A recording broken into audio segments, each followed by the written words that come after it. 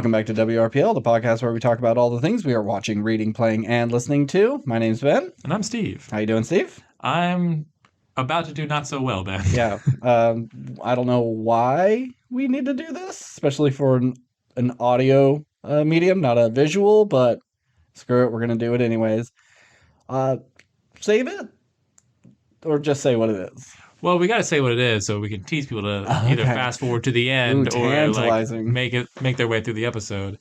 You and I, Ben, are going to do the Paqui One Chip Challenge.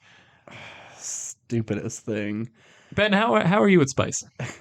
Well, Sean, now, I'm okay with spicy things. I usually avoid extreme heat because I don't want to cry. I don't want to sweat. I don't want to be in pain. But I do like spice. And most chips I've come across, like I work for a chip company and we have a wide variety of spicy things. We have a ghost pepper thing. We have a Reaper cheese curl. But they're not bad. Like, they're fine. We do have one thing, our habanero ranch. For some reason, that's just so spicy. And it's not even like considered one of our hot things, but it just hits me in a different way. All the other ones are weak. Yeah, it almost seems like certain flavor combos just do something to you, even though they're considered not. Because, like, whenever I go to Buffalo Wild Wings, I always get mango habanero just because I really like the flavor of mango habanero. But that's in like the middle of the road area, and it always makes my mouth hotter than like anything else I get there. And I don't know what it is. Yeah. I don't know if it's just like the sweet activating the spicy in a different way. And every time I'm just like, this is making me sweat. I should stop ordering these, but it just tastes so good. I like to... Can't resist. Yeah. Well, we have a lot to talk about. Our main topic is Werewolf by Night, a new Marvel short, and a whole bunch of other things. Medium short. A long short. Whatever. Well, their shorts were called Marvel one-shots before, and they were really small stories. So this was a Marvel special presentation. Special presentation, yeah. But we have so many things to catch up on. Our weekly catch-ups are getting bigger and bigger every week, so we gotta be quicker on them. Yeah, unfortunately, we're in the fall. Like once September hits, that's when all the shows come back pretty much. But in 2 weeks, we won't have 2 fantasy shows to talk about. That's true. Got some horror movies to talk about, some animated shows. I read a book. We did some video games. So a lot to talk about. So let's get into it. I want to start off with a little tangent I did on the internet. Do you know the tragic life of Kelsey Grammer? Is that the title of the film, or is this just this is just a question I'm asking. Like, Kelsey Grammer has had it pretty rough. He's had a lot of tragedy in his life. His parents split up when he was 2. Him and his sister had to go live with his grandparents. When he was about 6 or 7, his grandfather died of a heart attack. A year later, his father was murdered in a home invasion. The man set his car on fire while it was in the driveway, and then when he went to investigate, he was shot twice, and he was arrested, pled insanity, and has been in psychiatric care. 7 years later, his sister was abducted and murdered by a man. Yeah, he slit her throat. I guess this guy waited outside the restaurant that she was working at and took her, slit her throat. He had to identify the body. Then he has 2 half-brothers as well. They died in a scuba accident. One of them didn't resurface, and so the other one went down to get him, couldn't find him, then rose too quick, and when you get a little bubble in your brain, and killed him. So he lost his sister and his 2 half-brothers within, a couple years of each other. And then one of his good friends and co-creator of Frasier died at 9/11.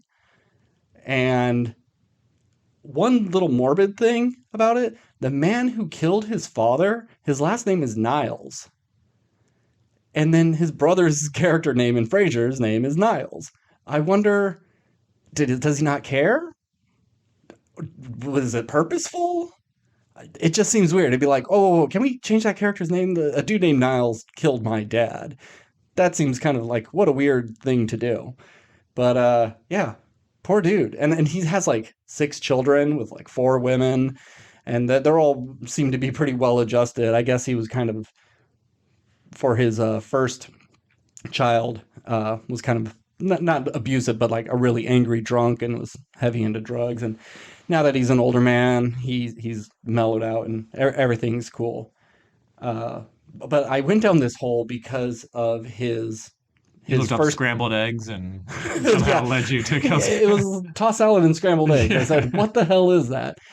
I went down this hole because his oldest daughter does the voice of Summer in Rick and Morty.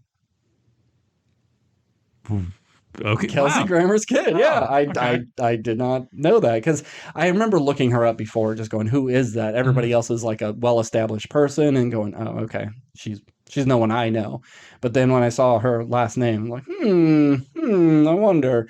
Turns out, yeah, it's his kid. So sad little story, but yeah, just thing after thing after thing. All your siblings murdered, your father murdered. Yeah, it feels like one of the like that feels like a horror movie where like someone made a deal with death or like where or something where it's like I can't get to Kelsey Grammer for whatever mystical Uh-huh. cursed reason.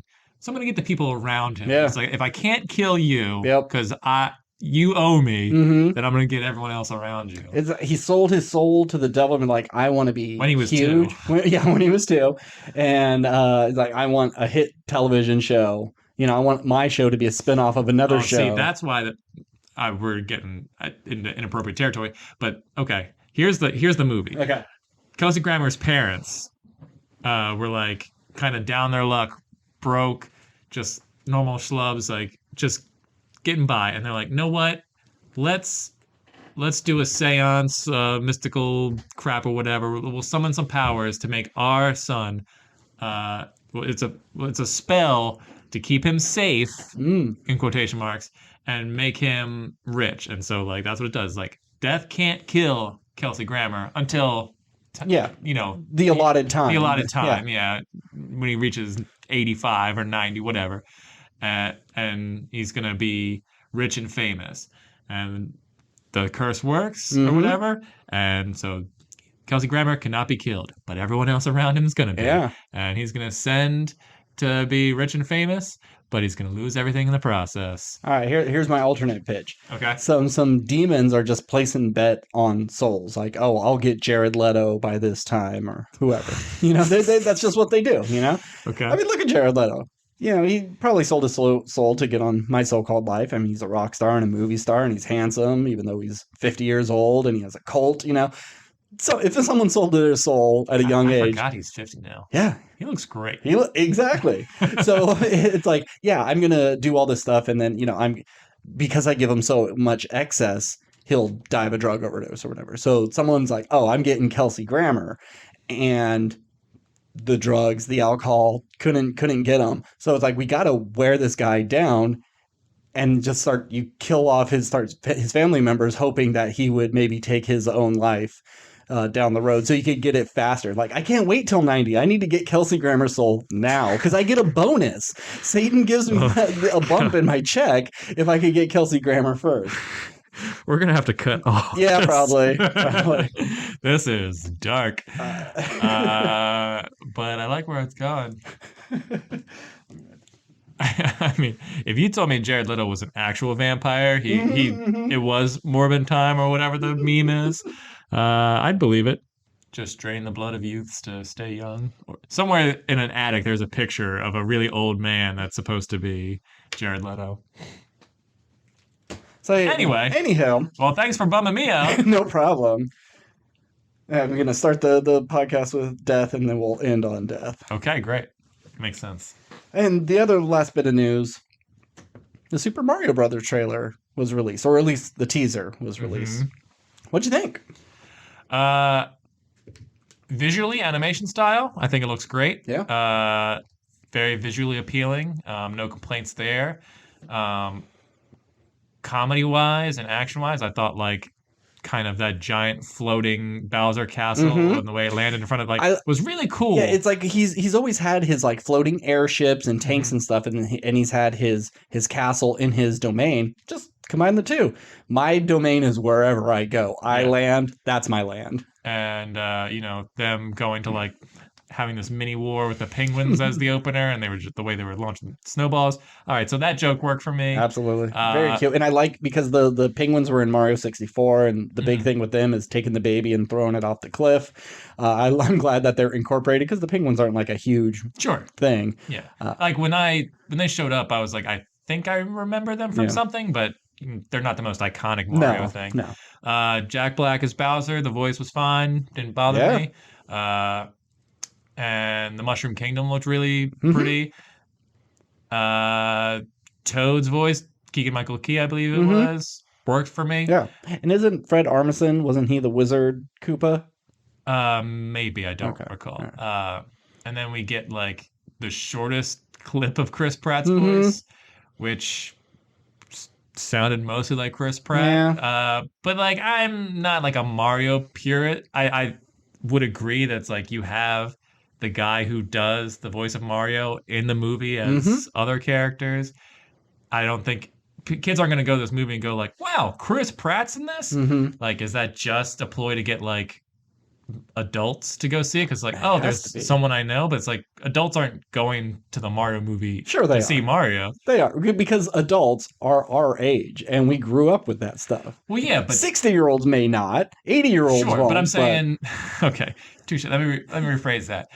If you're an adult who likes Mario and who grew up on Mario, you're gonna go see it because it's Mario, and I would think you would have a connection to that classic voice. You know the Yahoo, the Let's Go, like that voice. You would be happy to hear. I would think full time. And it's like, and if you're 10 and under, you're not gonna know who the fuck Chris Pratt is or really care. I mean, you might go like, oh, that would be Star-Lord. Yeah, but it's the parents going like, you know who that is? That's Star-Lord. Yeah, I like Star-Lord, so I like this. Yeah. So I mean, Chris Pratt being in it doesn't bother me, and the voice is like whatever. It's you'll get so used to it that you won't even think of anything. Yeah, if the story's good, if the animation's good, which it clearly does look good. If it's a fun movie, I can get behind it. Chris Pratt being Mario doesn't really bother me. But would I've preferred the original voice? Probably. But I'm looking forward to Charlie Day as Luigi. Yeah, I think that's way more perfect casting. I'm upset just because it is a classic sounding voice, but there's almost a reason you don't hear Mario talk throughout his games continually. It's always just like, hee, because it would get fucking annoying. Every sentence in that extreme accent, I think, would be real obnoxious, but and we've only seen like 2 lines of it. You have opportunities to sneak it in. Sure. And at the very end he says like, Mushroom Kingdom, here we come. Are you fucking serious? His whole thing is, here we go. Well, you can't just say, wait, what is it? Here we go. Oh, okay, got it. If you can't see, I'm doing hand gestures too. If you can't see. Some people can see when they listen to this. They can see me. But come on, just Mushroom Kingdom, here we go. Even if it's not in the accent, at least it's that. I mean, we'll see. We'll see. I mean, it was just a teaser. I could use a full trailer to really get a grasp of the whole thing. Introduce more characters. We see Peach. We see Luigi. I want to know how they work in Donkey Kong. Yeah.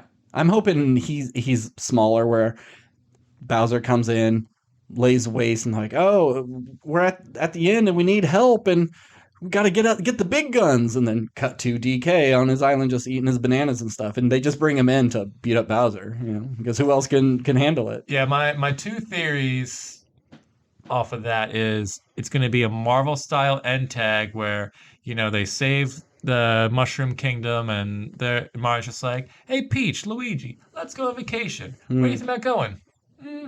The country. And then you see them like walking down the road, and there's a metal sign, or not metal, a wood sign that says like Donkey Kong Country or something. Yeah, like I mean his island has a name. Sure it does, but I'm going to go with mine. It'll be that, or it's like, oh, how are we going to defeat Bowser? He's too big, he's too strong. And Mario's like, I'm going to call an old friend. And then he just like bursts through and like shucks or like a barrel flies off screen. And it's like, Donkey, you're here. It's like, you think I'd miss this party? Yeah. And then beats his chest, and they have like a kaiju style fight in the middle of Bowser Castle, lava going everywhere. Yep. I'm sure there'll be a bunch of stupid stuff. Yeah. But I'll see it. Yeah, and I think it will probably be one of the, if it is good, it could be a huge turd. I am gonna go out on them and say one of the highest grossing films of that year. This is a huge, one of the more recognizable characters. Like they've done tests and gone around to countries and shown pictures of like Jesus and Mario, and more people were able to identify Mario than they can Jesus. That's pretty big.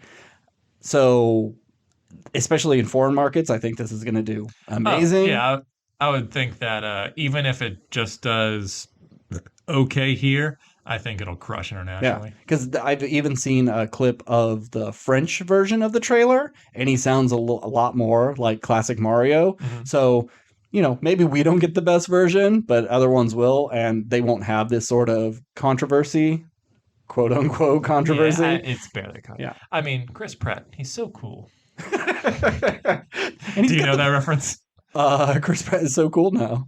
When they were doing the announcing of the cast, they had the creator of Mario or someone who works at Nintendo, some Japanese man, and he was announcing the cast or whatever, but they had someone doing the English dub over his voice, and it was just like, Chris, and here we have Chris Pratt. He's so cool, and just like the way that he said it was just really funny. I did see that. And so, like, if you go on like the comment section of like YouTube videos where they're talking about the casting, they're just like, Chris Pratt, he's so cool. Okay. It's like, it's become a thing. That's funny.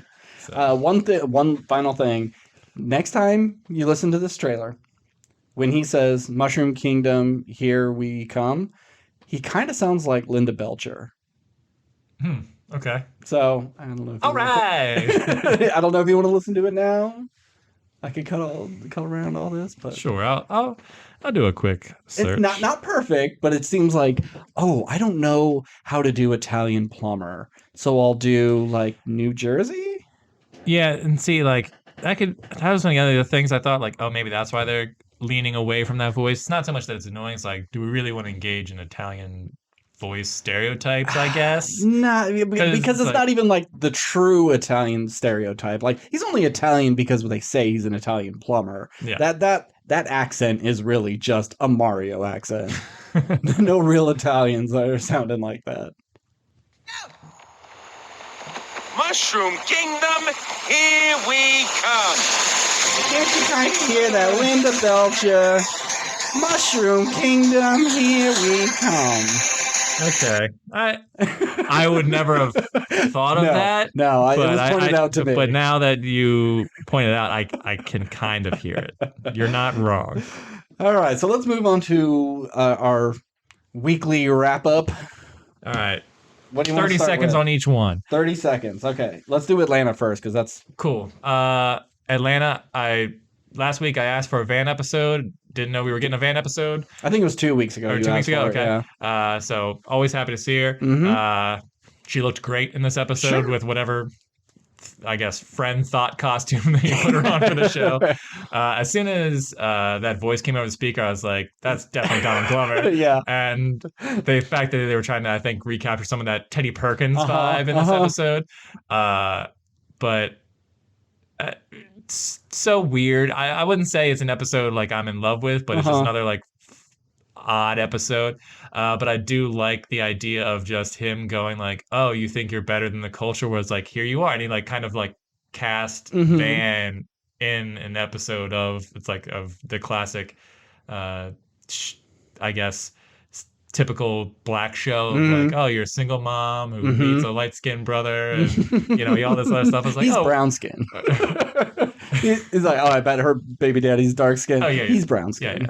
Yeah. And it's always funny to see Donald Glover just really do weird shit. Yes, especially because he's always been, in the past few years, he's been so serious. Yeah. So seeing him just put on that makeup and just be like this weirdo. And I don't know. Doing real comedy outside of Yeah. the ridiculousness of the situation that Ern Sure. is in. And just that little joke where he's just like, can you call the ambulance? I've lost a lot of blood. Because he got like grits thrown at him and saying like he built up an immunity to grits. Yeah, I enjoyed the episode, but once again, it like I want a little something more. And it's just kind of like, yeah, what did it add to the lore of Atlanta other than here's just a bunch of insane stuff that's happening to one character? I mean, is it, there's an opportunity sometimes, but you have to really sell yourself and your ideals. You have to, put aside in order to achieve those things. And well, I'm not willing to do that. Okay, I guess I'm making mac and cheese for dinner. Yeah. Maybe that's it. I don't know. It's above my brain level. I just watch it for the funnies. Yep. But lovely episode. Yep. All right, next. Solar Opposites had a Halloween special. They sure did. They sure did. Enjoyed it. Funny episode. Don't ask me what a lot of the jokes were. No. I assume that the original Crypt Keeper voice guy came back. No, I don't think so. Oh, no? I think he might be dead because that was like 30, 40 years ago. I mean, it could be, but I think it's an easy enough impression that they could get any. Fair enough. It's just an impression I haven't heard in a long time. Yeah. Well, I mean, that's Solar Opposites. They reference AVP, they'll reference whatever. It doesn't matter how old or relevant. I didn't even know this was a special that was coming out until I clicked on Hulu and it popped up. I was like, oh, cool. So, but I liked Yumulak going to hell and just being like, you guys are real bad at your job. This is nothing. And then like Satan being, oh, you want to be like my right-hand man? And then he gets taken back by science and he's like, oh yeah, fuck all this. You're all stupid. Yep. Good stuff. I know that's not a glowing review considering I can't really remember all that much about it, but it was just a perfectly fine episode. Yeah, why the fuck did we even bring it up? Yep. All right. Rick and Morty? Rick and Morty? Sure. I really like this episode. This episode, I think, might be one of my favorite episodes of Rick and Morty ever. I loved every aspect of this episode. I thought I have a hard time watching shows where there's like a punching bag character, and even when it's like kind of deserved, like Parks and Rec, one of the greatest shows ever. But I always hated how they picked on Jerry. Yeah. But Jerry always was such a good sport about it. He kind of like let it go, and then he got his happy ending in the end. So and he had his happy life behind the scenes. Yeah, so. but like you look at someone like Toby from The Office, yeah. And it's just like There's a lot of punching bags in The Office. But Toby is the main one. Yeah, everyone is awkward, but it's like Toby was never so fun or sweet that you're like kind of root for him, and he was like awkward when he's going after Pam, and then and I don't think he gets a happy ending at the end. I don't even remember what happens to Toby because he was always just like, if there was a third string character, it's like, yeah, we'll talk to Toby if he's around.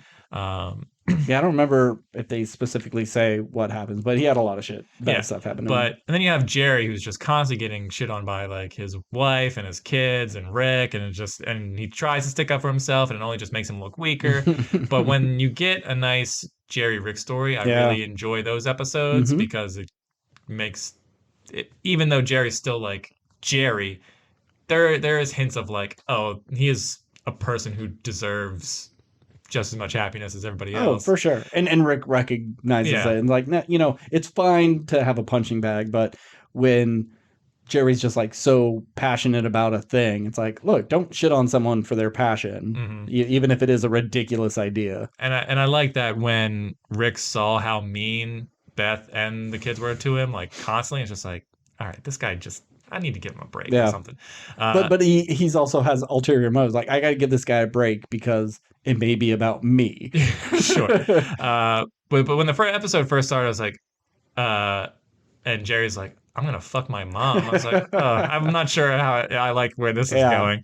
And I wasn't sure if I was sold in the episode, but when it gets to like the cookie factory and then they're deciding fates, I was like, oh, that's such a fun way of using such a because I eat Chinese food all the time and I always get the fortune cookie and it's always just like you read it and it's like, oh, that's it means nothing, but it's like, what if that means everything? Mm-hmm. And then you have this great action sequence with him just like you having a cookie gun and how he like kills all these guys in interesting ways, and they all have like it's just like the ultimate episode of Rick and Morty. Yeah, or weird space thing, lots of violence, big concepts, and then shitting on Jerry. And shitting on Jerry. Yeah. If like there was an episode that when they say like, oh, what episode would you pull to like show someone what the show is?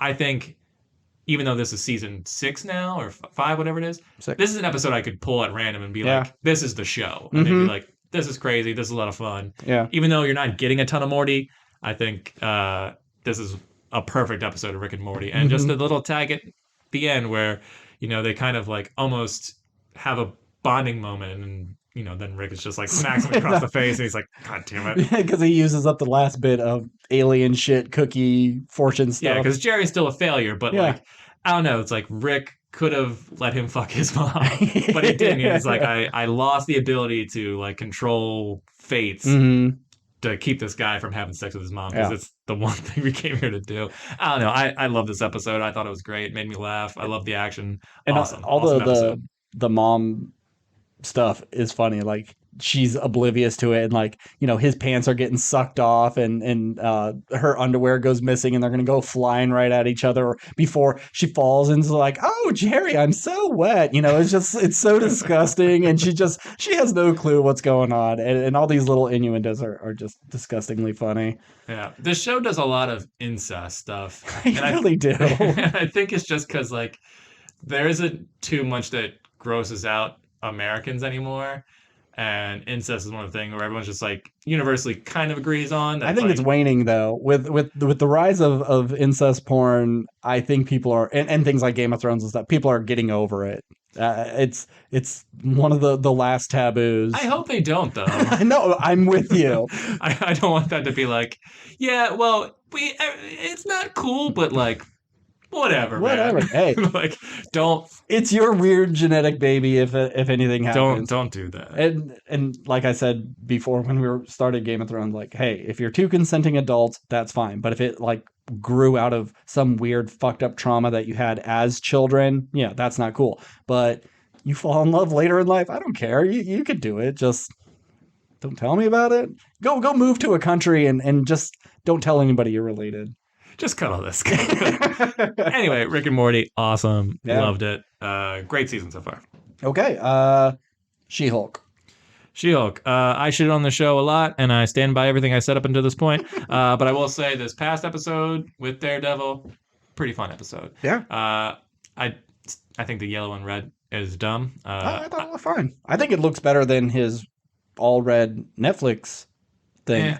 I mean, I was never a big fan of that costume. I get like this is Marvel going like, oh well, we're gonna introduce him and we're gonna put his original look in it. Yeah, I get it.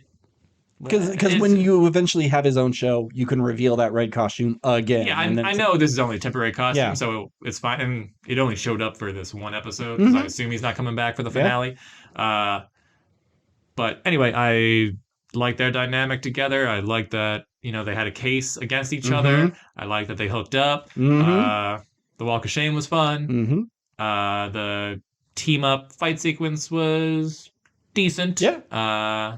And he used his little tonfa whippy thing a lot more. Well, when he launched that dude through the door, I was like, oh, they're gonna do one of these like long take hallway fights, because that's what they're known for. Yep. And they're just like, nope, it's gonna be like a mini fight, and then She-Hulk's gonna burst in and immediately like kind of negate it. I was like, okay. I'm glad they did, because I don't think it would have been as good. It would have been a lot of digital cuts and digital body doubles, and it would have not been like a true one take. Yeah. And it just would have been like, oh, they did the thing and not very good. And the Netflix shows did them so well. Yeah, if you're competing with that and it failed, you're going to be like, well, it's just going to remind you of the thing that you're not as good as. Yep. But yeah, so this is the best episode of this season so far. I am looking forward to not having to watch it anymore. One more. Got one more. We'll see if the final episode really impresses me. I don't think we talked about last week's She-Hulk either. Oh, no. The one at the lodge? The one at the lodge? Yeah, worst episode of the season. I will say that it's an episode that isn't good, but I did kind of just enjoy it a little bit. Mainly because I like the idea of like group therapy, Sure. especially among like kind of villainous, or not even villainous, but just like superpowered people, or like, what would that look like? But I also just liked a group of men just being all supportive of each other and like having She-Hulk come in and they're just like supporting her, and it's like, if you need anything, we got you, and if we need anything, you got us, and that kind of thing. I don't know, it's just like a very sweet dynamic that I was kind of glad to see. But did I care about like She-Hulk going to a retreat and like talking about? Nah, I mean, whatever. It seemed like something that should have happened earlier in the season as well. I did like the Obama Stay poster in the back. Oh, I don't think I noticed that, but that's Instead of funny. Namaste, Obama Stay, I was like, oh, that's pretty funny. I like the joke of the pig boar man going like, they're like, hey, can you fix the car? And he's like, I'm not a mechanical bull. Oh, pig man, Jesus, he's a bull. That's the joke, idiot.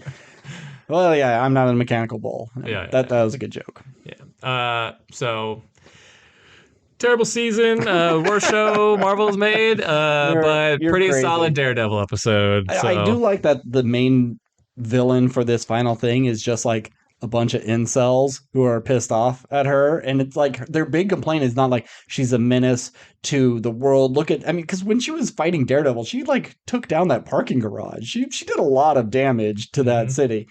But that they don't care about that. It's just like, oh, she's on a dating app and she's a slut. It's like that's their whole beef with her. It's just like she's a woman, being empowered of herself, and they don't like that. Being super empowered of herself. And it's a nice parallel to just how many people hate She-Hulk for that very reason. And a lot of people who love this episode, they're like, oh, finally you get a good episode. Yeah, because they think you need to have Daredevil there because She-Hulk is not a good enough character to have.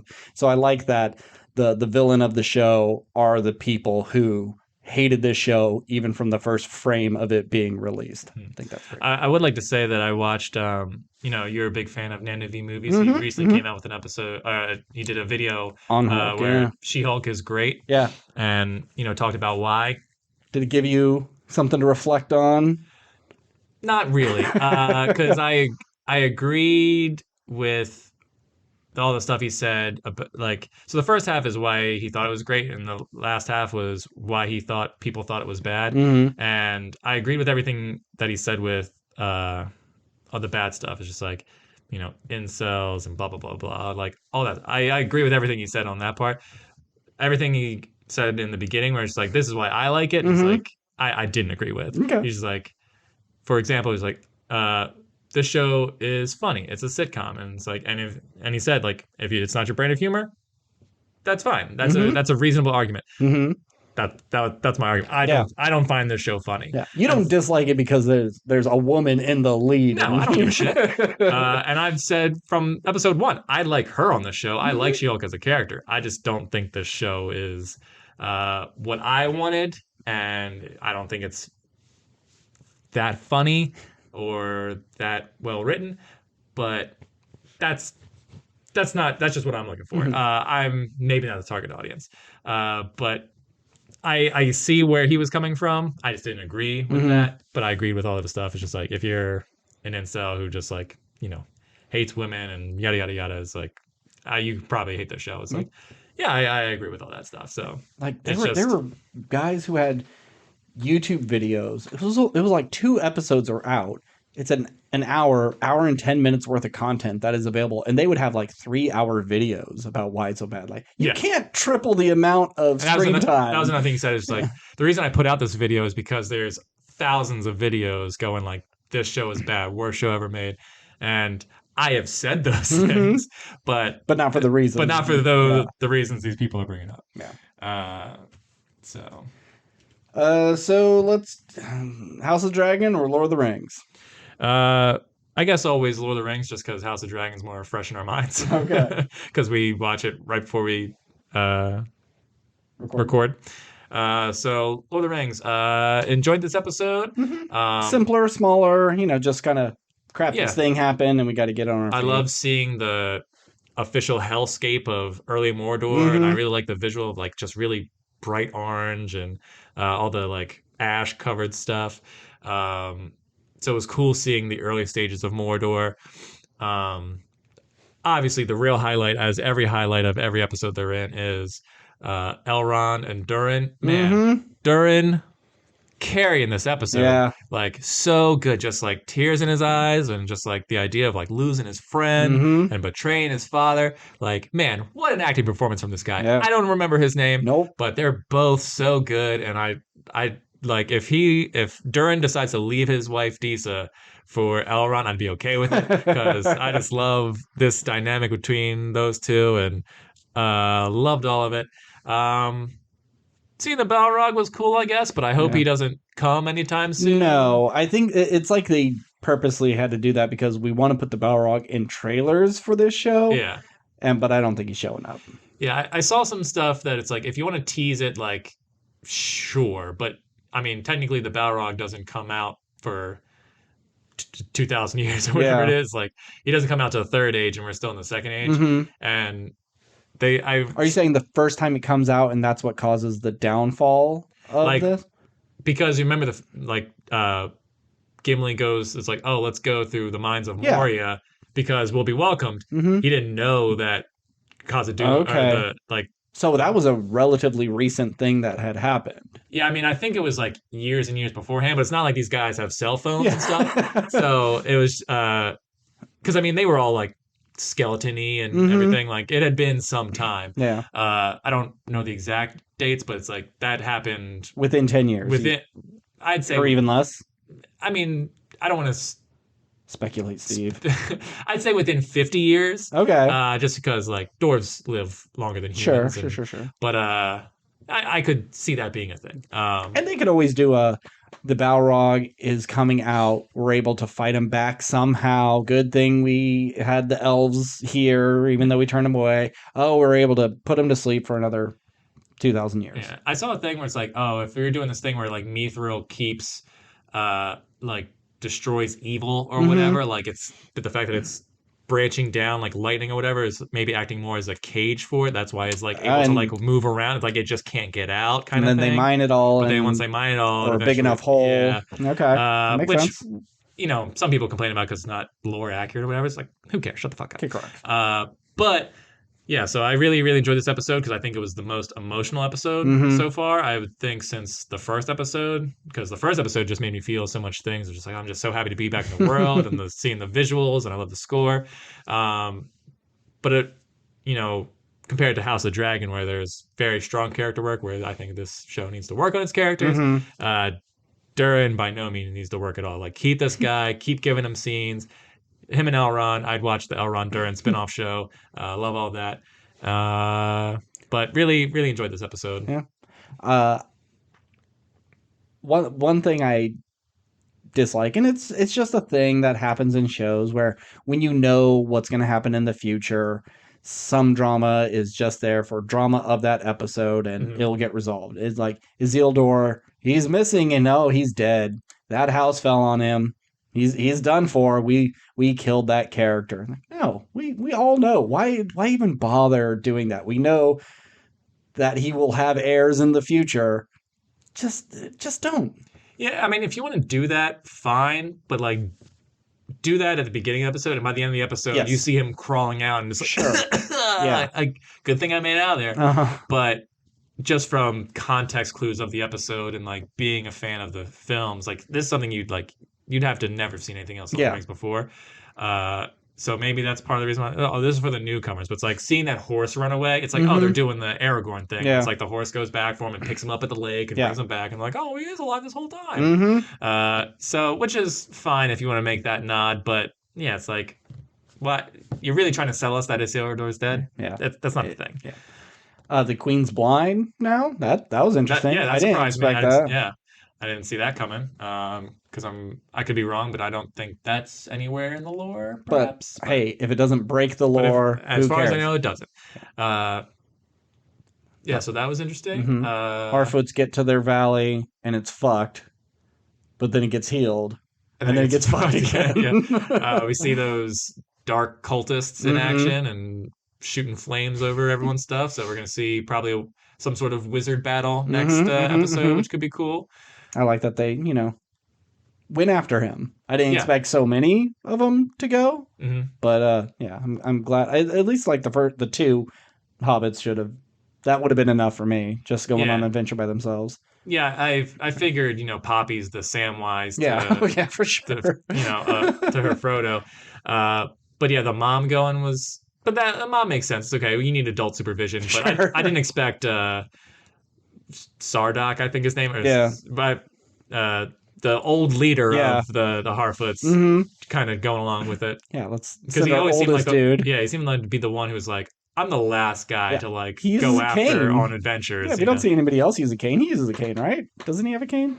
I think they all use walking sticks, but you always see him with some sort of thing in his hand. All right. But yeah, I look forward to the finale, and I hope that all the minor things, like the things that they kind of gloss over, or a little could have been written a little better, I hope they smooth out in season 2, because I think the show has great potential, and hopefully season 2 and beyond is even better and finds a bigger audience and become like, I just need to see the last alliance battle, and at the base of Mount Doom. Like, it'd be so fucking cool to see that, like, in all its glory. That's all I want to see. Just get to that part. And that end, and then the beginning of Lord of the Rings. How long is that time? So I want to say like 500 years. Okay. Because I think Isildur has it for like a few years, not like a super long time, and then he loses it, and then Smeagol has the ring for I think like 500 years. Okay. But it's in that lake for a while, so it might actually be like closer to 1,000. Okay. All right. When Isildur, he didn't have it very long though, right? No, because it didn't like extend his life. So, no. I think he had it for. I'm gonna once again. This is just a guess. I'm gonna say 20 years or less. Okay. Maybe 10. Because the way the movie made it seem was like he found it, and then on their road back home, he got killed. No, I mean, I don't think he like conquered any like kingdoms or anything. It's just like a thing he had, because it didn't really have that much power either at the time, because the Dark Lord was just defeated. But yeah, just something he had, and then he lost it. And is that sword that in the movie where he cuts the hand off? Is that the same sword that? Oh wait, no, wrong character. Never mind. Elendil gets the sword that will cut off the ring. Okay. Isildur will take up his father's sword. Okay, but the sword that Galadriel gave the kid, that's not significant, right?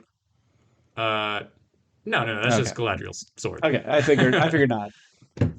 Okay, cool. Yeah. Anything else on this episode? I don't think so. Cool. House of the Dragon. House of the Dragon. It's getting. I shouldn't say is getting good. It's been good for a few episodes. Yep. And it's headed for a bang of a finale, I think. Yep. We have what happens this episode? We a lot. I mean, we see the Crypt Keeper King. God, he looked rough. Yeah. Like every episode, they just make him a little bit. Well, because they jump so far ahead, it's like they only make him a little bit worse every episode. But it's like no, it's like he's the same for 3 episodes, and then he's way worse. Bad. And then he's even the same worse for 3 episodes, and then he's way worse. Yeah, he was awful. Those teeth, the missing eye, the rotted cheek. He was awful looking. Yeah. Great effect though. Yeah. Looks great. Very well done. But he finally got to have all of his people together, his whole family, because there's once again more people contesting who's the heir of what throne and where. Yep. The throne of Driftmark is up for grabs. It's supposed to be Rhaenyra's sons, but they're saying, well, he's not a real Valerian blood in him, so no. His uncle should be the one to take it. His brother. Well, the kid's uncle. Oh, yeah, I get it. Yeah. Or kids. So, I don't know how. These family trees. The sea snake's actual brother. Yes, which I thought it was weird that we didn't see anything of the sea snake. I know he'll probably come back, maybe. I don't know. He's not dead by the end of the episode. Yeah, but, I mean, he's just presumed dead. No, he's just injured. Presumed injured. I mean, he is injured, but He's not presumed dead at the end. They're just arguing over if he does die. Oh, really? Who takes it? Yeah. Oh. They never said he's dead. Oh, I thought they said like he had a wound that would kill a normal person, and then he fell into the sea because he was off in battle. I don't think he's there. I don't think they have their body. I think they think he's dead. No, I think he's on a ship. Whatever. And then word has gotten back, maybe, but it sounded like he got a wound and he fell off the ship. If that's true, I missed that part. Well, either way, we get a nice, cool beheading of the Sea Snake's brother. We haven't had a lot of gore this season. That was probably the goriest thing. I mean, we've seen a couple of people burn alive, and I think the first episode had some pretty decent gore, like in that joust fighting pit stuff, maybe. Was there? I mean, a The little. face Yeah, but it was like punched had a mask. Oh, I mean, that dude did get his face punched in like the middle of the season. That was pretty gnarly. Oh yeah, at the wedding. But at the joust, it was like he had his helmet still on, and blood is squirting through the slats. Okay, yeah. But this was the most extreme thing. That wasn't someone being lit on fire by a dragon. Yeah. But the dinner scene was nice. It was a nice, sweet moment. We set it off mic, but I think Paddy Constantine as Viserys Targaryen is just doing a phenomenal job this season. Just so good. Like, I know it's kind of the Rhaenyra Alicent show, but I think he's been the glue that's kept this show really together, because and it, like, whenever you see all these people talking together, it's always like so dour and like, fuck these people, no, fuck these people. And it's like, how can we backstab them, and then we will need to take the throne, it's our birthright, and let's fuck each other's sisters and uncles and brothers and stuff. But it's like, this guy's just like, hey, knock it the fuck off. Let's just be nice. Like, I don't understand. It's like, I'm the king, I'm telling you guys to get along, why is no one doing that? It's just like, the guy only wants the people he loves to be happy, and like, they just can't do it because they all just have their own goals in mind. And it's really, really sad, but it's nice that he got like this one kind of like little sweet moment before the end. And then there's just a little bit at the end where he thought he was talking to Rhaenyra, but he's talking to Alicent, and just a miscommunication sets the war. Yeah, putting little ideas in her head, and so a lot of people are gonna die. Yeah. No dragons this episode? No. Dragon egg. Got to see a dragon egg.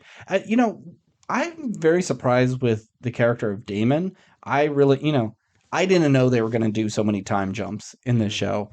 And so from the first few episodes, like, oh, here's our villain, and he's going to be fighting his brother for the throne or something. And you think he's going to be doing a whole lot more. And he's in every episode, but he's a lot more subdued than I expected that character to be. Like, in all the other episodes, even when he's kind of being nice, you always see him do something dickish. Yeah, he's a little snide. With this episode, the only dickish thing you see him do, I guess, is cut off that dude's head without warning, which is still pretty bad. Yeah, it's a little rude. But he helps his brother up the stairs and puts the crown on his head, and he seems supportive of his wife's children. Like, when they're getting the scuffle with Alicent's children, he kind of like steps in and is like, it just kind of seemed like, all right, man, like, you guys got your punches in, but if you take another swing, like, I know I can cut you down, right? And so the kid just like walks away. So yeah, this episode was just like the good dad Daemon, which is, I guess, still a bad person, but yeah, but he's a lot better than expected. Yeah. So we'll see. A real piece of shit. Yeah, we'll see if that stays true now that he has a wife, I guess, he loves, or if he's just like, nope, I'm gonna still try and find power in other ways. Yeah, pretty much like a singular story going on. We're not hopping around too much of other things. So yeah, I think that's about it. The only other thing is, I'm sure it's been in the episode before and I just never noticed it, but the Driftmark throne, super cool. Very simple. I like how Game of Thrones, House of Dragon make their thrones all different and unique, but also fit like the region or the house that they're in. It's like, it's a piece of driftwood, part of a pirate ship, and that's their throne. It's like, that's cool. The Iron Throne is obviously the Iron Throne. It's got more swords than ever. Dragonstone's throne, I don't know if we've seen that in this show, but when Daenerys sat on it, just like that rock formation was super cool. My favorite. Yeah. There's so many good thrones in the show. It's like, I would just love to see more Thrones. You said this was a Game of Thrones, and I've only seen a very few amount of Thrones. Okay, so the Queen and the Hand, they're high towers, right? Correct. Are they wiped out? Does the Hightower family exist in Game of Thrones? I don't remember that family. They didn't seem to ever be a part of it. I'm not 100% sure, but do you want me to like give you my speculation? Sure, yeah. Okay. I think that in the Dance of Dragons, it's the Greens versus the Blacks, and the High Towers are the Greens. And I think, if I remember correctly, she survives the Dance of Dragons, but like I think like pretty much her family gets wiped out in the war, and she just like dies alone in like a sad tower somewhere, and I don't know. I don't think either she kills herself or she just dies sad and alone. Okay. But I think her family does get wiped out. Okay. Cool. That's why you don't hear about them in Awesome. Game of Thrones. Yeah. Well, good. I mean, I don't blame her for doing all the things she's doing, but she's a turd.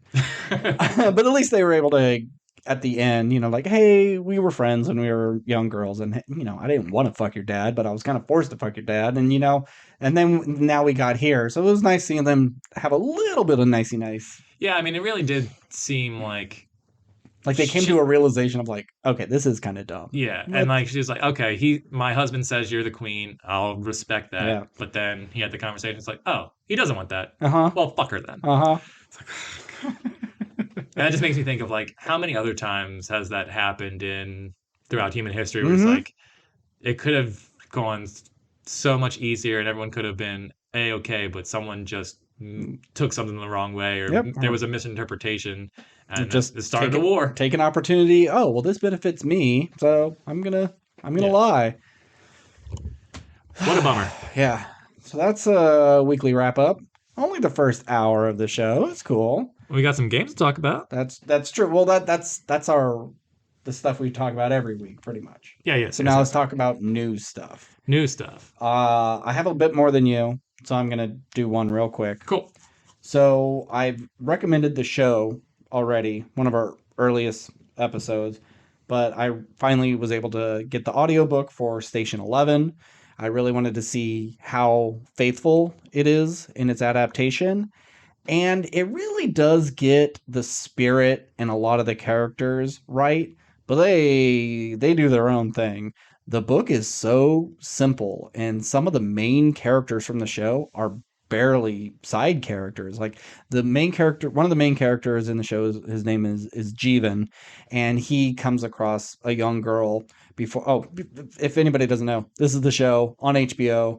A plague or a pandemic happens, and it wipes out like 99.9% of the entire population. It just burns real hot, and everybody died. If you get it, you're dead in 48 hours.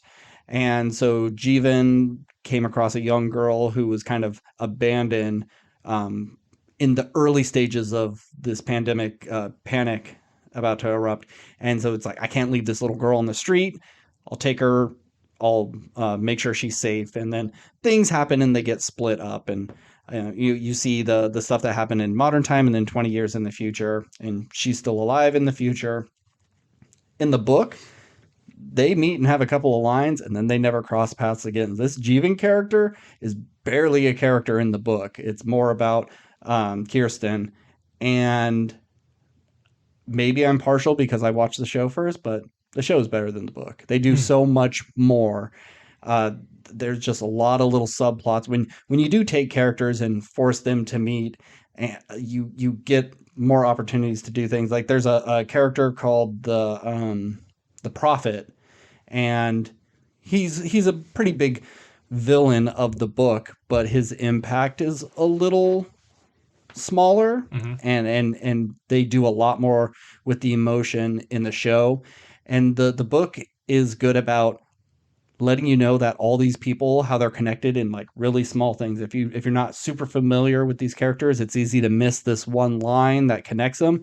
And the show is, obviously it's a visual thing, so it's easier to make the connections, but they take the relationships that everybody had and what they meant in the past and how they affect them in the future. And they just really blow it up. It's an amazing show. It's a very good book. I really did enjoy it because you could really, because I'm going back through the show to rewatch it now, but you really can see the detail that was on the page. They really did bring it to life, but they just did so much more with the show.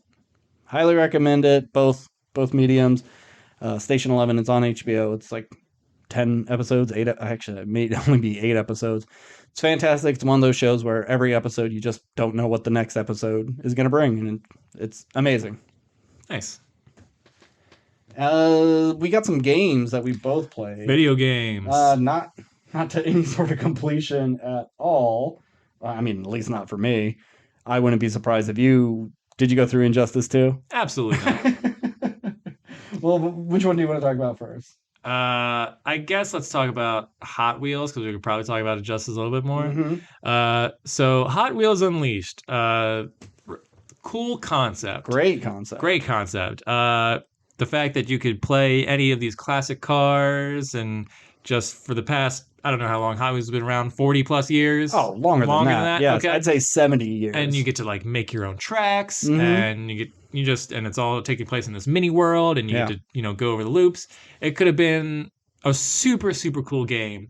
I played a couple races and I was like, oh, I'm kind of bored. Yeah. And then like the campaign mode is like, well, one, you have to spend like, well, you don't have to, I guess, but there's like a real world money component to like unlock cool things. Yeah. And then, that's what it was. It was like when I did the story mode, I did a race or two, and then I was like, oh, there's a Gotham City. It's like, okay, well, let me go try and unlock some like Batman vehicles, but you can only get to the Batman City if you spend like $3 for that world. And I was like, oh, yeah, fuck you. No, I'm not doing that. Nope. It's like, if you want to like keep these where I have to like win a bunch of races to unlock a zone, and that, like, that's fine, whatever. But like, I shouldn't have to. I just want to get a game and then have the game. Yeah, Hey, you can do all those things. You're just going to have to take the time to earn it. But for all the people who just want to skip ahead the line, I mean, that's why we have Fast Pass. You can pay for it. So I don't blame them for putting stuff like that in the game. This is a free game, so it's like, oh, I got a $60 game for free. Mm-hmm. But then everything else I have to pay for. I was like, I get that, but it wasn't free until this month. Yeah. I love this idea. All the cars look like the actual toys. They didn't try to go, well, let's make this hyper realistic. Oh, the Mystery Machine looks like the Mystery Machine toy, not a real van painted to look like it. The tracks are great because you're, like you said, it's a miniature world. You're just in some bedroom or whatever. My problem is I felt it was almost unplayable. I'm not great at racing games, but I'm okay. I got first once. Did you play on medium or easy? I put it on medium. No, I had it on medium and then I put it to easy. I put it on easy immediately. Or no, no. Did I? I think it was on medium, then on easy, and that's when I got first place.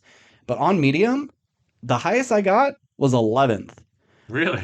Out of 12? Out of 12. Okay. Oh, hey, you know what you need to do is hit the brakes and power slide around this corner. Okay. And then you slam into a wall and then you like stick and it's hard to get off. Or I would power slide and then it would spin me almost backwards and I'd have to correct myself. And okay, I'm holding it too long. Okay, now I'm not holding it too much.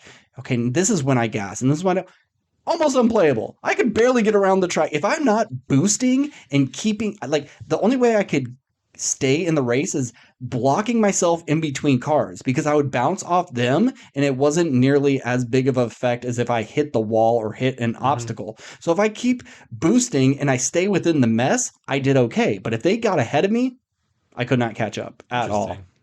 Well, I can't speculate on that because I didn't play on medium.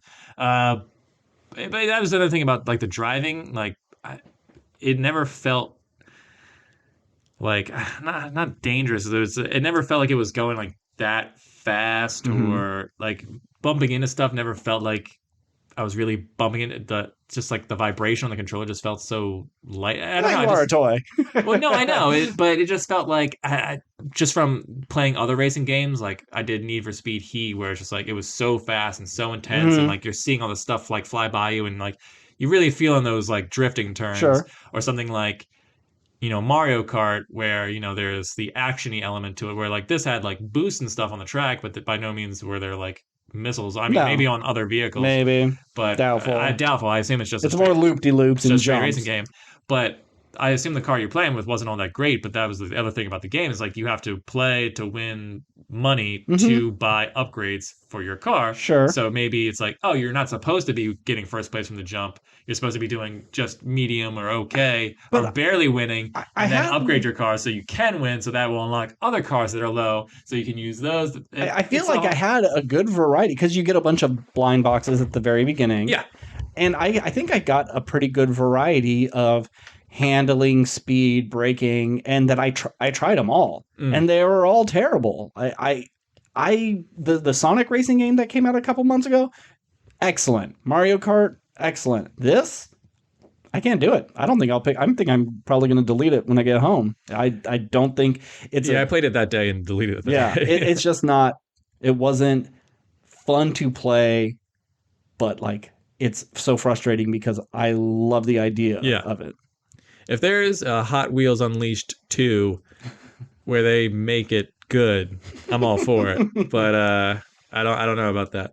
And I mean I figured this is, oh well, we made it for kids. If you're a grown man, it's probably not going to check the boxes you want. But it's like that. I mean, Mario Kart you would think is for kids too, but Mario Kart's so fun. Yeah, it's like I just don't hit the walls every time I round a corner in that game. Every fucking corner. It almost seems like it's in a weird place where it's like it's trying to be a legit racing game, but in a kid silly world, and it doesn't quite blend them all that well because like it's not silly enough where like maybe the track should be even crazier and do more stuff, or like maybe your car like you can get those mystery boxes or whatever like in Mario Kart, or you just have a straight racing game and you make it more. I don't know. I think it's right in the line of, do we do something more simplistic like a Mario Kart, or is it Gran Turismo where we're trying to be like car accurate? And it's right in the middle, and I feel like it's not fun to control. It's difficult to control, and I'm sure people are going, what the fuck are you talking about? This is just like any other racing game. This is a fucking baby's game. And also, this is coming from someone who only played a couple races. Yeah. So like there might be levels that are super fun and interesting, and I just never got to them. Like 5 levels, eventually when I was able to like at least place so I can go to the next fucking thing. Did you go to your basement and design it at all? No, I went to the basement and I was like, oh, that's what this is. Rip, exited immediately. Oh, I spent like 20 minutes. Oh, like, why do I care? I didn't. I was just bored. It's another one of those Sims things. It's just like, oh, look, you could do regular ass stuff. I don't care. I could do regular ass stuff in my life. Yeah, it's a shame because, like I said, cool concept. But when it came out, I remember even hearing people on other podcasts saying like, this is the shit. I love this game. This is so much fun. And I don't know. See, I didn't hear great things about it. I just downloaded it solely for the idea of it. Yeah, I downloaded it because it was free. Oh, yes. But speaking of free, one of the other free games was Injustice 2. Did you play Injustice 1? I've never owned an Injustice game, but I've gone over friends' houses who had it, and I dabbled in the first one. Yeah. This is going to be another one that I think if people who are into video games are going to be upset with me, because let me just say right off the bat. So with every game, I do tutorials. I want to know how to play. Did you do the tutorial for this? I don't think so. Okay. Well, just like I had issues with Mortal Kombat 11, I believe it was. The tutorial, pretty simple. Hey, this is block. This is jump. Do this. This is how you can try to juggle. Okay, now we're going to try to get into bigger combos. I want you to go down in triangle, back in triangle, X. Or it's down in triangle, pause, back in triangle, X. And it's like, okay, I could do that. Clearly I can't, because I could do down in triangle and then the back in triangle, but it wouldn't register the X. Or I could do back in triangle and X, but I wouldn't be able to string it with the very first button prompt. I was on this one combo forever. Mm-hmm. And it just wouldn't happen. And I was having this problem with Mortal Kombat on some of those characters. It's like, oh, you need to do like a down triangle and then an up forward X. And it's like, oh, God, that's such a weird, because it's a jumping move, but you don't want to jump then hit X. It's jump and X, but you got to get it just fucking right. And I couldn't get this combo off, this stupid 3-hit combo, and it wouldn't work. So I backed out of the tutorial and just did story mode. And there's like, no way to just move on to the next step. Oh, I could. I did. And then I realized, I was like, oh, I don't give a shit, because these are Mortal Kombat controls, and I fucking hate Mortal Kombat controls compared to, like, say, Street Fighter, or what I think should just become the universal fighting method is Smash Brothers. Right. Like, I could do a combo in Smash Brothers because it's just a fucking direction. It's not 3 directions and 7 button presses. But once I realized, like, well, what am I doing? I'm only here for the story, because I like the stories of these Injustice games. I'm going to play this on very easy so I can just kick everyone's ass. I don't need to know these combos. I don't have to master anybody. And you change characters so frequently, I'm never going to get good with one person. So why do I care? So once that realization happened, I backed out of it instantly. So you did play the campaign? I did. Yeah, I got to the chapter 3, Gorilla Grodd, Canary, Green Arrow. I didn't play any of the story mode. I just did. What'd you do then? Just like single matches, because I wanted to get the feel for the fighting, and then if I enjoyed it. Fighting is the worst thing about this game. Well, I quickly learned that, because I was like, I'm only going to play this game if I'm enjoying the fighting aspect of it, because I know, I mean, the game is just one-on-one fighting. So if I'm not enjoying a single combat match where I try a couple different characters, then going to the story mode isn't, like, I can like the story mode, but I'm not going to enjoy playing the game, and that's what you do in games, is play them. So that's what I'm here for. Sure, but okay. So when you play the 1-player mode like that, do you get an ending when you get? Did you? What? I just don't. What mode did you play? You didn't do story mode. You just did. It's like single match. It's just one. Okay. It's like me versus the computer. Okay. And then so you fight them, and then you beat them, and then you select new characters or whatever. You're selecting your opponent. Though. Okay, so it's not like a 1-player mode of, like, you beat 6 of them, you fight the boss, and then you get their ending. Nothing like that. One fight, and then you're done. Okay, that's like every other fighting game that's ever existed. I get it, but I just don't know why you would do that. Being the story person, I figured you would be there for the story. Because I know me, and I have never really I haven't been into a fighting game since like 2005, other than Smash Bros. So I knew what I was getting into. I was like, I know I'm not going to care about this game, but it's DC Heroes. Maybe I can do some cool combos and it'll be fun. And I didn't do the tutorial, but I just like to button mash and hopefully do something cool. And when I was button mashing and, like, almost never did anything cool, other than, like, I knew that the back triggers were the special. So it's like, I did that. I was like, oh, okay, that's fun. But the thing is, like, those specials don't change. Yeah. It's the same special every time. Yeah. So I was like, okay, this is going to get old real fast. So I played as the Flash and Batman, Superman, and all that stuff. And I was like, you know what? I know I'm not going to care. So I played my matches and deleted it. Really? I think you should play the 1-player mode, because you start with your Batman and you got to fight some people. And then it moves to like Harley Quinn. Then I was Harley Quinn against Scarecrow and Swamp Thing. And then you're going to be, it switches for you. So it forces you to play as other characters. So I think that mode is going to help you more. Because, like, playing as Batman, he sucks. I don't like Batman. He wasn't a fun character to play as. Harley? She was really easy to pick up and much more fun to button mash with. So I think you just got to find the right person, and you should do that story mode, because I'm enjoying the story so far. It's very, very early, but who doesn't like a evil Superman going nuts and raining hellfire on everyone? Yeah, I mean, I appreciate that the game, like, when I did the single player matches, like, no matter who I picked and got up, like, they had some sort of interaction with each other before the match started. Like, there is enough dialogue between characters. Like, they recognize who they're fighting. Yeah. And, I appreciate that in the fighting game. But once again, it's just a matter of, like, it came down to gameplay, and I just don't care about fighting games. And another thing about fighting games is for me, they're really only fun when you have friends over. Yeah. And I will never play someone online. And yeah, you and I aren't really online people. No. And I don't have we're old now, so getting friends to come over, it's like, hey man, I'm gonna play video games. You want to come over? They're like, No. no. It's like, oh, do you want to like drink beer and watch a basketball game? It's like, I guess I'll swing by. I could It's do like, that. yeah, so you're gonna spend 4 hours here watching a game, but you won't play an 'Cause hour. you don't have to do anything. Yeah. It's like, so it's a pass for Hot Wheels Unleashed and a pass for Injustice 2. Okay, Fuck them. Hopefully you like Super Hot. Yeah, I did download that. I have not played it yet. So okay, we got some stuff, or at least I got some stuff. okay, I got a lot of stuff. I'll do Hellraiser real quick. New Hellraiser on Hulu. I remember hearing that they cast a woman as Pinhead, but that's all I knew about this one. I didn't even know it was getting made until like a week ago when I saw the trailer. Yeah, and I was like, oh, okay. Yeah, it's just another. Hey, let's reboot an old franchise Sure. because we're creatively bankrupt. Absolutely. I wasn't the biggest fan of Hellraiser. I thought Hellraiser and the Cenobites are always. His name's not Hellraiser. Pinhead. Well, and his name's not even really Pinhead. It's something like the Holy One or whatever like that. The Pinhead is what fans call him. I was never a big fan. The first one's pretty good. It has some really great practical effects of like a body reforming. Yeah.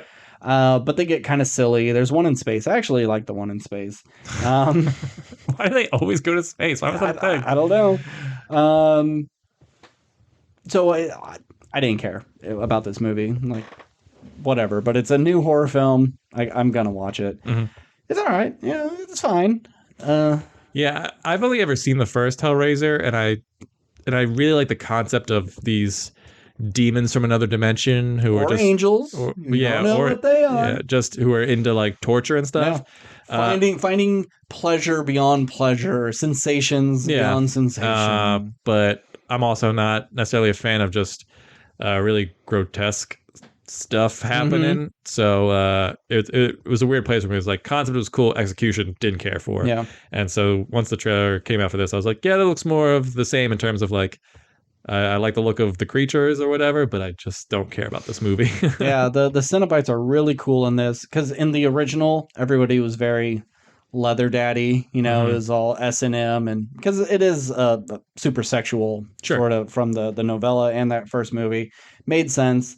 This, they went away with the leather, and it was like all their outfits were just made out of their own flesh. Oh, you want to have these weird little lines on a thing? Well, we'll just peel back the skin and then tie it around this way. Everybody was just some weird mangled version of their own body, which is cool. Yep. Sounds cool. They pretty much reinvented some familiar ones like the Chatterer, like no eyes and just teeth. I've never had a problem with creepy monsters and gore, which I think it could have been a little gorier. I just didn't really care for this story. It was a little simple and stripped down, and our lead isn't super likable. She's a recovering addict she's trying her best, but she just keeps fucking up, and her brother and his friends are just not happy with her and kick her out of the place because she can't pay her rent, and so she's hooking up with another addict, and he's like, hey, we got a thing, we this place we can go and steal some art. This is like billionaires, they'll never miss it. And of course it's Pandora's box, and the whole thing is you turn it, and when you get it to its first configuration, a blade comes out and it'll cut you, sucks your blood, then it claims you. That's a sacrifice. Then the next person would do the second configuration. So she's doing it, but other people are like grabbing it away from her before the blade could happen. So her brother gets taken, and then this art dealer woman gets taken. And it's pretty much once you get to the sixth thing and it gets their sixth sacrifice, you could ask them one of six things like wisdom and power and resurrection, all these things. But of course, like with any sort of evil genie sort of thing, it comes with a price. You say, oh, I want pleasure. Well, they put this machine in your chest, and it hits all your nerves, and so you're constantly feeling pain. And well, it could be pleasure. You could ascend to that eventually. And so there's always some sort of like gotcha moment. So I don't really care about this character and getting all of her friends killed, and they're not 100% on some of the rules. It's just visually it's great. there's some potential there. It's just not really executed in any way that makes you go, oh, I see why they had to remake this. They really killed it this time. Now, Yeah, I'd be interested in the idea of, oh, if you want your wish to come true, well, you have to do 6 sacrifices, and typically it comes with, and like I understand, like, okay, well, you can't have the hero of your movie get their wish and sacrifice their 6 friends and not have some sort of comeuppance or some sort of twist, because sure. like, then what's the lesson learned here? But Do we need one? But do we need? Yeah, it's like I think I might enjoy the concept more of just the person like, no, I didn't want to sacrifice my friends, or like we got in this situation, so now that we started, we had to finish. But like, what if it's just like, no, we just grant you whatever wish, and like it can be, and we're not here. It's like you paid the price. Like we got our 6 souls. Why do we need to like also add in like, yeah, you get your wish, but we're also gonna fuck with you? Yeah, because like, then why would anybody who would know about this box ever open it? And like, oh, I heard that so and so opened it and they were able to talk to God or whatever and get their wish granted. And oh yeah, then they got killed. Well, what happened? Well, the box is right there. You want to do it next? Like, no, I'm not going to fucking do it. But so if it had a good outcome, you would have that person wanting to pass it on to someone else and being like, look, you could have all that you ever wanted, but you have to sacrifice your friends. And I think that should be part of it. Like once someone gets sacrificed, I think they should become a Cenobite. And it's like you're kind of tortured by your own friends that you had to put through this, and now they're being tortured forever. And that's the price. You get what you want, but the knowledge of you see the horrific thing that was done to your friend, that would be more interesting. But it's just like, no, this is peel face guy. Or even if you like kind of almost live an entire life of, it's like, oh, I wish to be rich and famous, and then you are, and then you get to be 80, 85, and then it's like, who comes to claim you? Your friends that you sacrificed who are now Cenobites, and they pull you, and so now you become one of them. So it's like, okay, you beat the box, but the box eventually comes back for you at the end. But it's like, I don't know. It's just like, just to complete the mission and still get fucked over at the very end. It just seems dumb, or not as fun. It's like it's the Saw thing. It's just like, oh yeah, you were able to cut your own leg off, and you lived, but you lost a leg. It's like, well, and then you kind of turn into a psychopath and force other people to do saw traps or whatever. Whatever. Yeah, it's all torture porn. So yeah, great design, good effects. Could be a little gorier, but unless you're a diehard Hellraiser fan, you could probably skip it. I will. I also watched, over the course of a few hours, really, it was like Saturday night into Sunday, I watched all of Cyberpunk Edgerunners. It's funny you bring this up because yesterday, I think it just popped up in my YouTube things, and I was like, you know what, maybe I'll watch this trailer because I heard good things about it. It's like maybe it's Arcane-esque, and but I, for whatever reason, I got distracted and I didn't watch the trailer. But it's on my radar, and depending on what you say about it, may turn the tides of if I watch it or not. So, well, as you know, I'm not the anime guy, but I was recommended it by someone at work, and all they said was, "Well, you watched Arcane, right? You should watch this." I'm like, oh, okay, it's going to be kind of in that vein, and I see where they're coming from. But it's not. It's not even close. But so this, as someone who never played the game, isn't big into anime, this probably wasn't made for me. But I do like the cyberpunk aesthetic. I enjoyed Ghost in the Shell aesthetically, at least the live action movie. Okay. I like the anime. Battle Angel Alita, I think, is a lot of fun. We don't get enough cyberpunk. So this world is really cool, and I kind of wish I could live in it, even though it also seemed very scary and anybody could blow you away at any time. But being able to upgrade your body and put chips in and be on, hack people's brains and have crazy blades coming out of your arm seems like a whole lot of fun. And the show's not bad. It's okay. It has some of the same things I don't like about anime. I mean, it's not cringy at all, but definitely still has that we met yesterday and we're madly in love, but we're gonna keep it secret until we like just fall for each other in an instant, and I don't quite buy it. I mean, pretty much he is just like a down on his luck kid, and he has this cyber spine that was taken from a crime scene, and he wants to sell it because he's behind on his debts. He's not going to get a whole lot for it, so he's like, fuck it, I'm going to just get it implanted. And so now he's able to like move super, super fast, and he catches the attention of these people called Edgerunners, and they're like a freelance gang of criminals taking down mega corporations and stealing tech and information and things like that. And, you know, they catch wind of him and joins the crew. And so that's like first 2 episodes, really. And then crazy adventures with that. And I think it really... Hilarity ensues. It could have been cut down for sure. How many episodes is it? 10. Oh, okay. I mean, that's pretty cut down.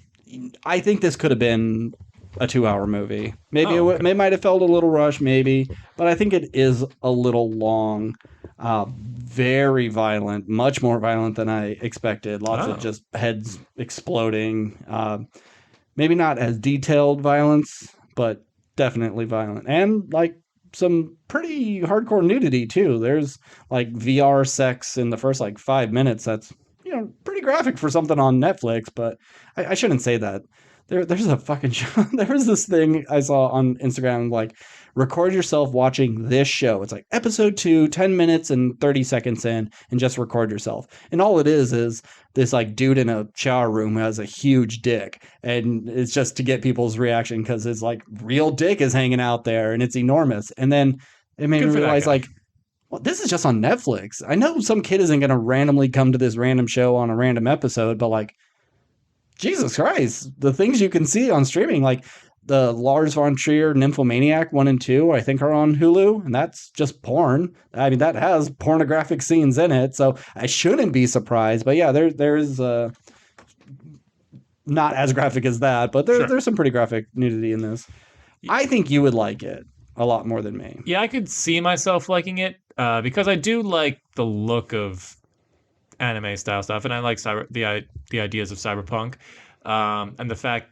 But one of my biggest complaints in anime is just like length of or stretching out storylines, and taking something that could have been 10 episodes and making it 50 plus. Yeah. So the fact that it's 10, I think, was good and digestible.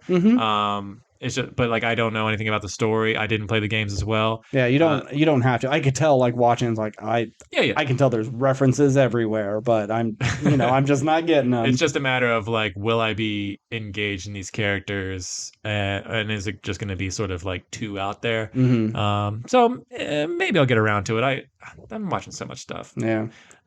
So we'll see. Yeah, it's kind of like really well drawn and ugly at the same time. Like colors and detail are great, but it has the thing that I really hate in anime is like, one, mouth flaps, still image, people are talking, and all that's animated is the mouth. I know that's the style and it makes it easier.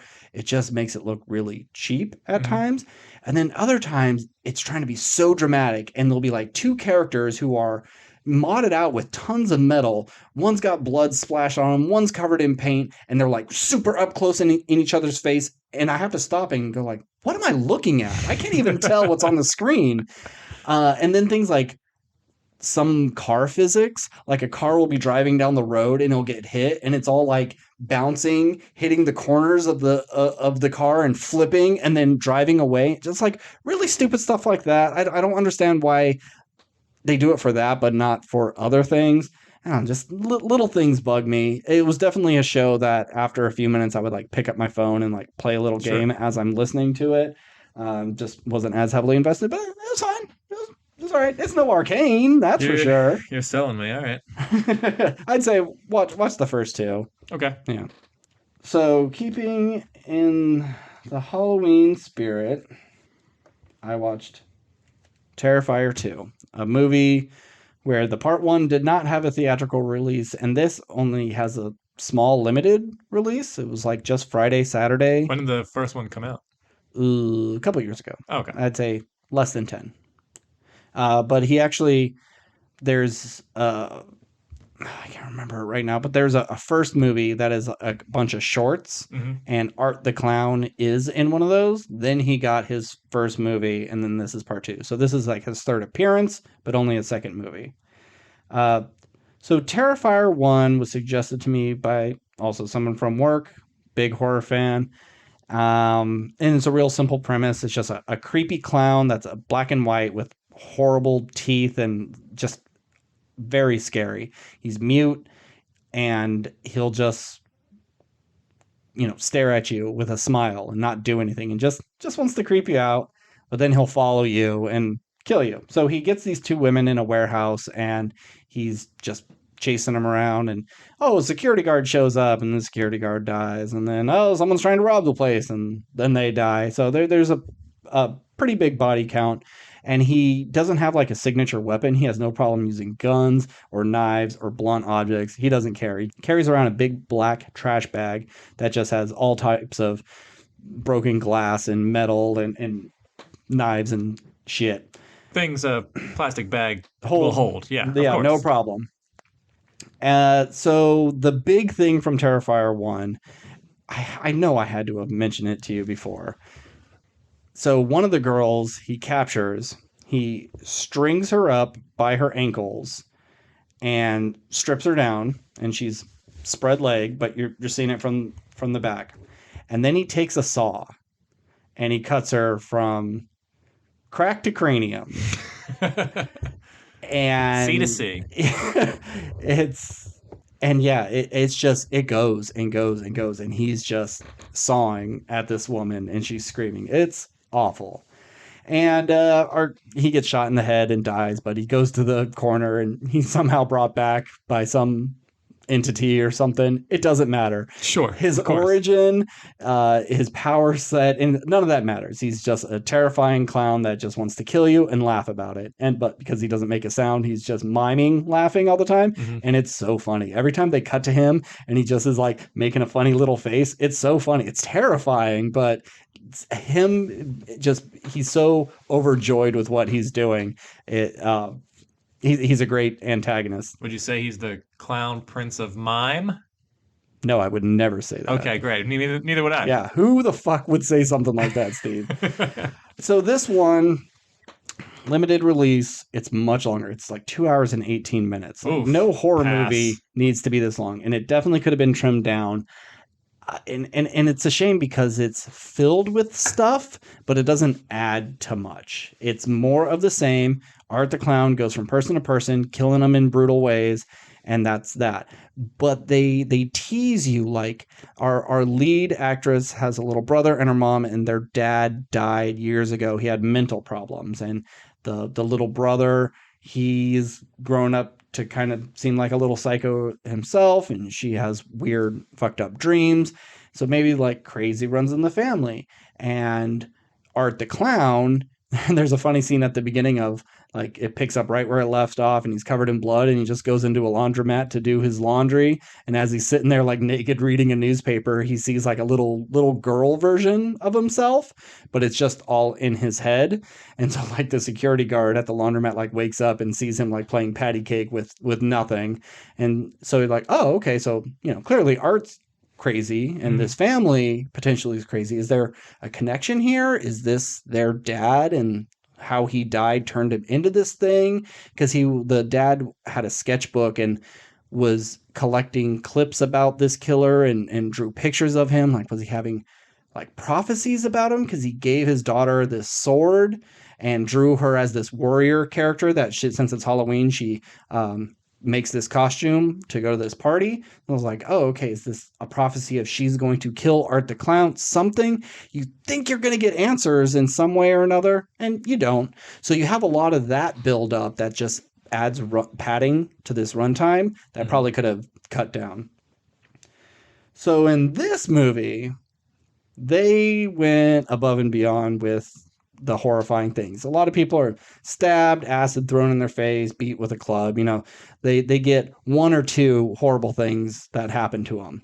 But this one woman, my God, I feel so bad for her because it's not like she's connected to him at all. He just comes up across her, tries to trick or treat, and she kind of blows him off. and then he kills her. So, Steve, are you ready for something disgusting? I never am, but go ahead. And is it worse than the blade in the mouth from the kids in the Fassbender movie? oh, yes. It's worse than that? Yes. Well, I guess it just depends. It's more than that. Okay. Is any one of the things that happened worse? I don't know. I'll leave it up to you. But yeah, it is. Okay. So, and for anybody listening, this is going to be really gross. So be prepared. So he busts into her house, chases her into her room, and slashes her across the eye, like forehead down to chin, right through her eyeball. And you can see the eyeball like splitting and leaking. It's an effect. My God. Yeah, I had to look through one eye when that happened. So then she's screaming. He's behind her. He grabs her hair and he takes scissors and he starts cutting across her forehead and scalps her. So she's screaming about that. And then he slashes her across like the back of her arms, her legs. I thought he was going to skin her, but he's just making these huge, huge cuts and he's just like stabbing and stabbing and stabbing and stabbing. So then I'm not sure if he clubs it or if he cuts it. Somehow he breaks her arm at the elbow and then like twists it off and just pulls her forearm off. And then on her other hand, he slices her between the ring and middle finger and then splits it like he's shucking corn. So then he leaves. And so she's fucked up and she's crawling to her phone and she's about to reach it. And he runs back in with bleach and salt and he just starts sprinkling it all over her and rubbing it into all her wounds. Just, mime laughing the whole time. And then he grabs her on the face where she got split and just pulls her whole cheek and skin off. So it's just like you can see the skull. Cut to, her mom comes home. Kimberly, I'm home. Where are you? Goes upstairs, opens the door, and she's just propped up on her bed. And Art the Clown is sitting there just like with the knife, digging little chunks out of her leg, just mime laughing, and she's screaming. Because you walk in and see that happen to your daughter. That's pretty fucked up. But then the daughter turns to the mom and she's still alive and she says like, help me or kill me, something like that. And I think he just like cuts her throat to end it all. But then the scene ends where, since it's Halloween, trick-or-treaters come, and he answers the door with the mom's head, like with the brain scooped out and all the candy's in it, and all the kids are taking candy like, ew, that's so gross. Oh, it's so real. It's awful. It goes on and on and on, and it's horrible to watch. But then it almost gets to it. Like when he comes back in with the salt and bleach, you know how painful that would be. But it's almost to such an excess that it starts to become funny.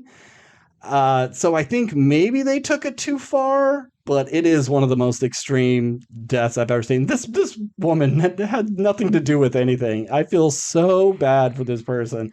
And to think that like maybe not that extreme, but real bad things like this have happened to real people. And it's just miserable to think about. But it makes for a really amazing special effects reel because it all looks so realistic. And it's surprising that it happens, I'd say, relatively early into the story. And any kill that happens afterwards isn't nearly as bad. Like a dude gets his dick chopped off while he's pissing. But that's it. That's all that happens to him is his dick gets cut off. But yeah, Terrifier 2, it's too long. But if you like the first one, definitely check out the second one. If you didn't like it, but you do like gore, I would just check out that scene when it eventually comes to like Shudder or something. It's a hard watch. I feel changed. You gotta stop bringing me this stuff, man. Like I'm going to bed after this podcast. I'll do it, but I feel like I want other. The only thing, as you were describing that scene, that I wanted when you said like after he like did all that stuff to her and she's crawling to get to her phone, I just imagine her like trying to pick up her phone with like her split hand. And, like I thought that would have been really funny to see. But I guess that didn't happen. No, not at all. There was a family that came to this. It was actually a pretty full theater, not a huge theater, but pretty full. And of course, they had to like talk through the whole fucking thing. So annoying. But they had like a 7-year-old girl with them. This little kid, and like, oh, they're gonna leave halfway through, or once you see the first fucked up thing, they're gone. Nope, sat through the whole thing. I guess they knew what they were getting into. We can cut around this. But I remember when the movie Last House on the Left came out, Mhm. the remake with like Aaron Paul. I hope you and don't remember the original. Whoever. Yeah, I remember people coming out of there going like, "Oh, I want a refund. This is too fucked up to watch because you're watching, a rape in that movie. That's the big crux of the movie." And I've seen that scene, and it's like, I can imagine for people who have gone through that or know someone's gone through that, like that can be a very hard watch because it's something that happens regularly to a lot of people. Yeah. But to come out and get like, "Oh, this is too hard to watch. Like, I want a refund," and like to imagine an entire theater full of people who see what you just described to me and not go like, "I'm out of here." It's a crazy. It's You know what you're signing up for with Terrifier 2. Yeah. Hopefully, with Last House on the Left, you may know it's creepy dudes that are going to do something, but the rape is portrayed pretty realistically. Right. So it's harder to watch because it feels like a real life situation. Sure. This is like heightened comedy gore. Fair enough. Yeah, it just because sometimes I'll see a movie and I'm not expecting the gore that I get. Like when we watched Green Room, and you see that arm, the arm, the like box cutter up the belly, just like all that kind of stuff. Like just made me go like, "Holy shit!" Like out loud. Like I'm shocked at what I'm seeing right now. Because there's no way, but you don't know that's going to happen. Yeah. It sneaks by you, and it looks so realistic that if you were in that situation, like, yeah, that's exactly how it would look. But it's also just a testament, I guess, to our culture and like hyperviolence is okay, but don't show a titty. don't show a titty. No. You can say ass, but not asshole on TV or whatever. You can say bitch, no problem. Whatever. Anywho, okay. Well, real quick before we get to our main topic, like when we do the chip challenge, there might be a build up. We might want to. I think it's pretty instant. But okay. But it might are we going to talk about stuff? Like, what are we going to talk about? Or is it just we're only going to talk about the pain that we're in? I guess we can play it by ear. I'm not saying we do Werewolf by Night. I'm not saying that. I'm just saying like I don't know. We'll just see. We'll figure it out. Okay. Yeah. I'll think of a riddle or something. You can try to figure it out. We should try some sort of brain game. Yeah. that would be funny. So our main topic tonight is Werewolf by Night. Oh, that sounded weird. Main topic tonight is Werewolf by Night. Come on, Ben. No, because the only thing that I'm allowed to do is like, my name is Blaine and I'm here to say, and that's... you just did the Werewolf by Night line. Anyway. Anyhow. So this is what did we call it? A special presentation by Marvel. Special presentation, yeah. Yep, nice. It's a black and white story of, what are they called? The Bloodstones, the creature hunter group that the head of it, who kind of started this whole thing, who had the power of the Bloodstone, he has died, and it's kind of a reading of my will, bring all the best hunters in one room, and whoever wins the contest of killing the monster in my garden gets to be the head of the group and gets to hold the Bloodstone. And so we get a nice cavalcade of crazy characters. Kinda. I mean, at least like meant to look like there's that Doug Jones looking woman that's like, okay, that looks like a vampire person, but these are supposed to be monster killers. I was gonna say, oh, David Bowie's in this movie. The David Bowie one. You have the Asian one, the black one. The Scottish guy. Yeah, and then like the unassuming girl, and then our hero. I don't even know his name. His name is Jack. Oh, okay, Jack. Jack Russell. Terrier. Is his name Jack Russell? His name's Jack Russell. Yes. Well, what a weird name. I mean, it fits. Well, it's just like now that the Queen is dead, Charles is the king, so it's like King Charles Spaniel. Isn't that a type of dog? A King Charles. Yeah, I think it's a King Charles Spaniel. Really? Anyhow. Okay. Well, I mean, they didn't create this new dog. This dog has existed. It just so happens now that he is king. He's King Charles, and there's King Charles. Anyway, Anywho, so what'd you think, Ben? it was pretty good. I enjoyed this. I do wish it was just maybe a hair longer. It's just one of those things that there's so much potential here. Having a society of monster hunters, awesome, right there. Right. Lots of stories that could be told, and then by the end of it, they're all dead. Yep, fuck their stories. So it sucks that we kind of don't get to have that in replace of this. I almost would sacrifice this just to maybe get that bigger backstory. But this is really simple, really fun, nice, almost, one set sort of movie. People trapped in one location. But I liked it. I think the special effects are good. I like the little pops of color with the red shine in either eyes or on the stone. I think everybody did a good job acting. Special effects look good. I can't really complain too much about this, except I wish I had a little bit more. And maybe the end with him and Man-Thing hanging out on a log was a little cheesy. But I dug this. Yeah. I've done a lot of shit talking on Marvel recently on the podcast. But this is probably the best thing. Are we in phase 4 or 5 right 4 now? Okay. Best thing of phase 4, I think. Yeah. Okay. Well, more than Spider-Man No Way Home. I'm a big Eternals defender. You like Eternals more than Spider-Man? Look, we're not going to get into it. Okay, of all the non-movie things. Of all the non-movie things. And most movies. Well, it's just, I appreciate it. Like, I've said on the podcast multiple times, like, I wish Marvel would take bigger swings. And I think that they do big swings in scenes, but not in terms of their movies. It's like they're always playing it safe, but here's one really crazy. It's like, oh, we're bringing in the other Spider-Man, but it's in the safeness of this storyline structure. Or like, oh, we're doing Doctor Strange in the Multiverse of Madness. Oh, and we're going to go see the Illuminati, and it's going to be more horror elements into it. But it's always safe. Brief, yeah. Yeah, it never feels super scary or anything like that.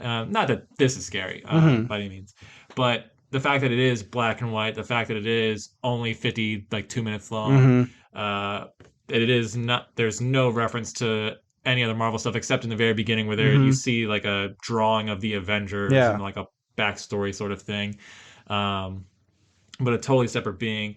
Does it even say what year it is? I don't think so. So it could be, I mean, I would assume it has to be modern. I would think it's modern day. Okay. Yeah. It just has that look of 50s Universal horror movies. Yeah, and from my research on it, the black and white was done not to necessarily like make it feel like a 1950s era horror movie. It was done so they could do it more gory. Okay. Because if you have red blood, that makes it that's bad. That's you can have an arm get chopped off and splash all over the floor, but if you can't tell it's red, it's not violent. If the blood is black, it's okay. It's fine because it's like a weird monster venom. It's not real blood. Yeah.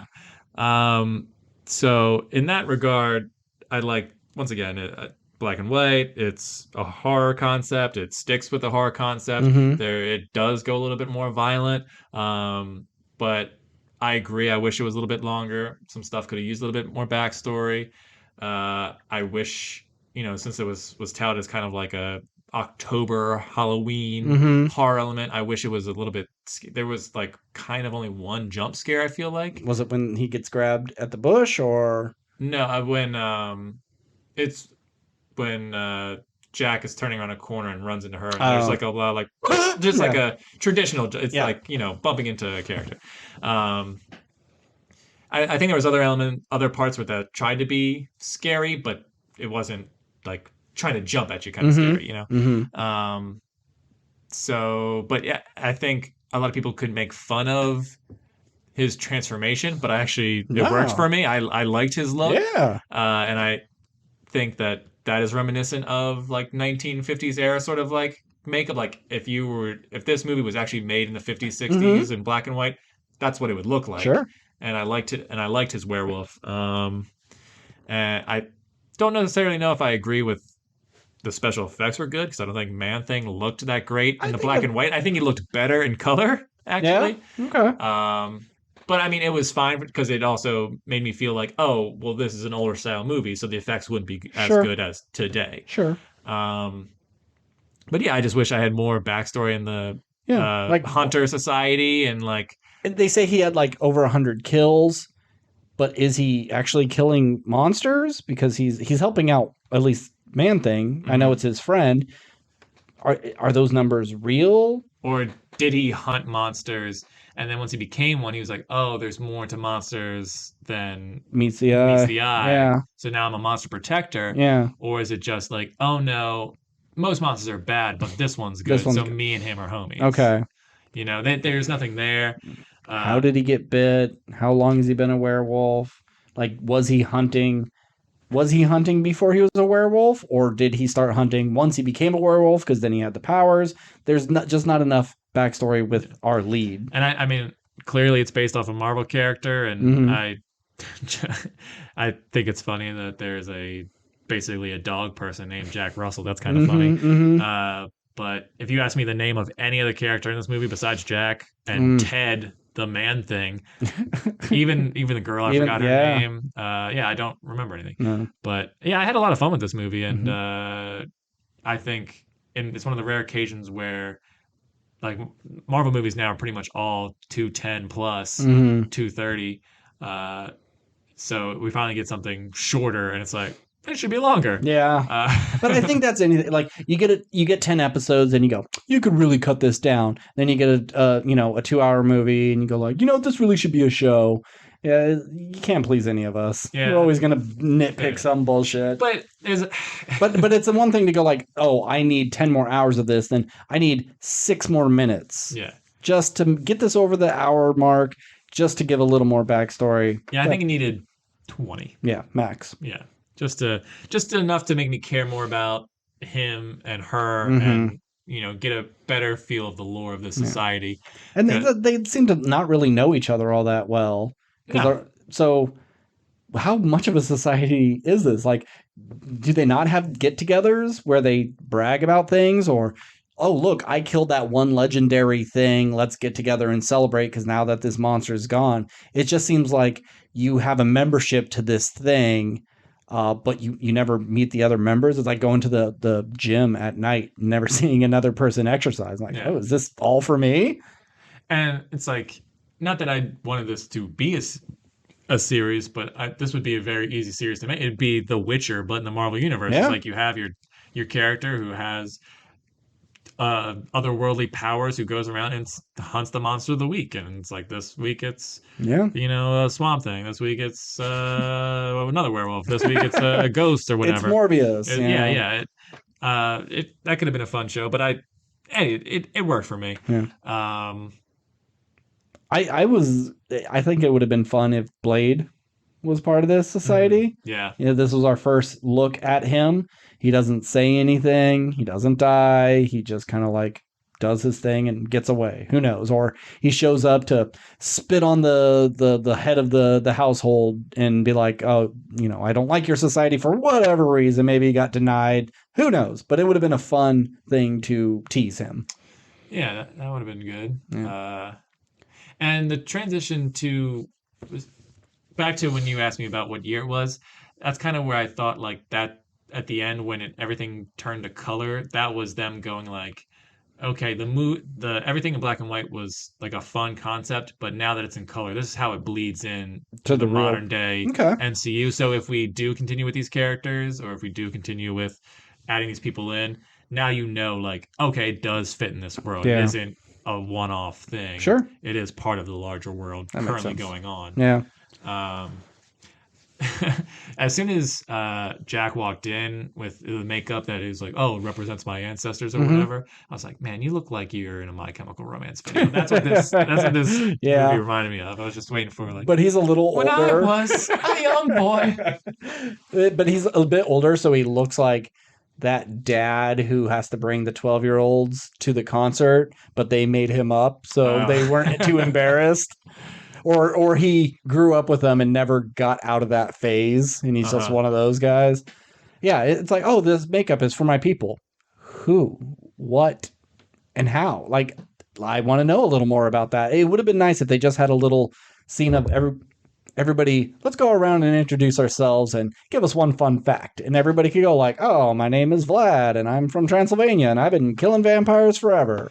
Yeah, because they all had very distinguishable things. Like the Asian guy, I think, like had like tattoos on his face, and the black guy had like a long scar going across the side of his head, and it's just like, but I assume the Asian guy those were tattoos. It's like, but he was so Jack was the only one who came in like makeup, Yeah. for like a funeral essentially, Yeah. or a will reading. It's like, was he told to do this, or is like Maybe what? Or is it something that he permanently does like full time? It's like I'm constantly representing my ancestors. But why are you doing that? I mean, it could be like, hey, with my people, this is what you do at funerals. Everybody paints their faces. Sure. This isn't our battle thing or whatever. This is right. our makeup of mourning. Yeah, and I mean it was cool. It makes him look more interesting visually in terms of the story and whatever. So he's not just a dude there, because that's kind of what the female character is. She's the normal looking one, and everyone else looks crazy. And we didn't get enough with her. And like, oh, you abandoned us and left, but she still seemed to be training and doing monster hunting, or at least that's what she's saying. So what did she do that what made her such a disgrace? Little things.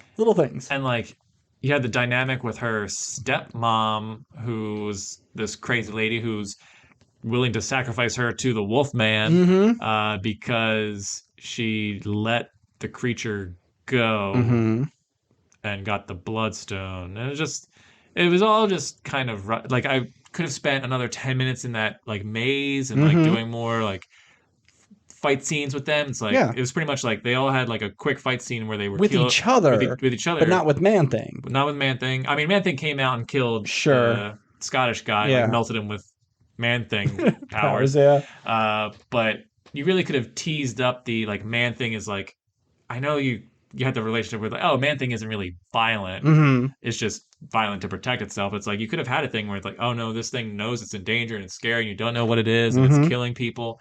And whatever, or like they do have a fight scene but something happens and they split up and they come back later and you just have a game of cat and mouse between humans and the monster, and then you think at the very end that the monster's going to kill him and it's like, oh hey Ted, and it's like, oh okay, now we're working together. And you could have done more with that, but it was all just very rushed. And but if you're going to cram everything into 52 minutes, this is as good as it's going to get. Because if this was an 8-episode show, one of those episodes would have been them in the crypt, locked in together. That would have been the whole episode, and that would have been the bottle episode where they got to know each other. And then we just kind of... And it probably would have been my favorite episode, and I would have hated all the other episodes. Probably. She had that weird chain thing to like grab the thing. I thought it was going to end up... She was also a monster. That's why she's using this chain thing to get the stone, because she couldn't touch it because in her travels and training she got bit by something and now she is, and maybe that was why her big shame is. Maybe she fell in love with a vampire and allowed him to bite her, and how could you do that to the family? We kill vampires, something. But no, it was just her weapon of choice. Just I don't want to touch a Man-Thing. Ew. See, that thing is disgusting. Gross.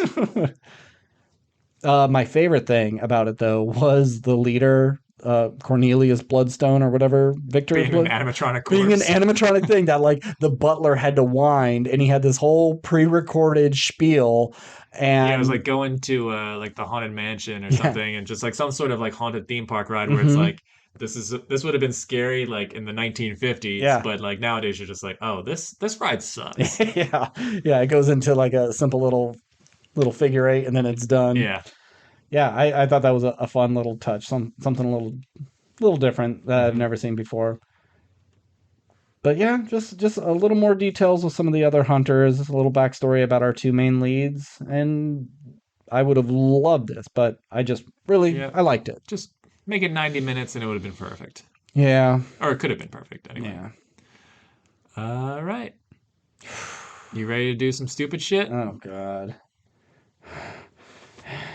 I'm nervous because I know it's going to be bad. Yeah, it's not going to be fun. I'm going to get some water and I'm going to get something to Yeah, can you bring me down my chocolate milk? Yeah. Thank you. I'm gonna go to the bathroom now so I don't have to touch my dick later. What? Now that we're getting to it, I just don't think this is gonna be a good time. No, it's not.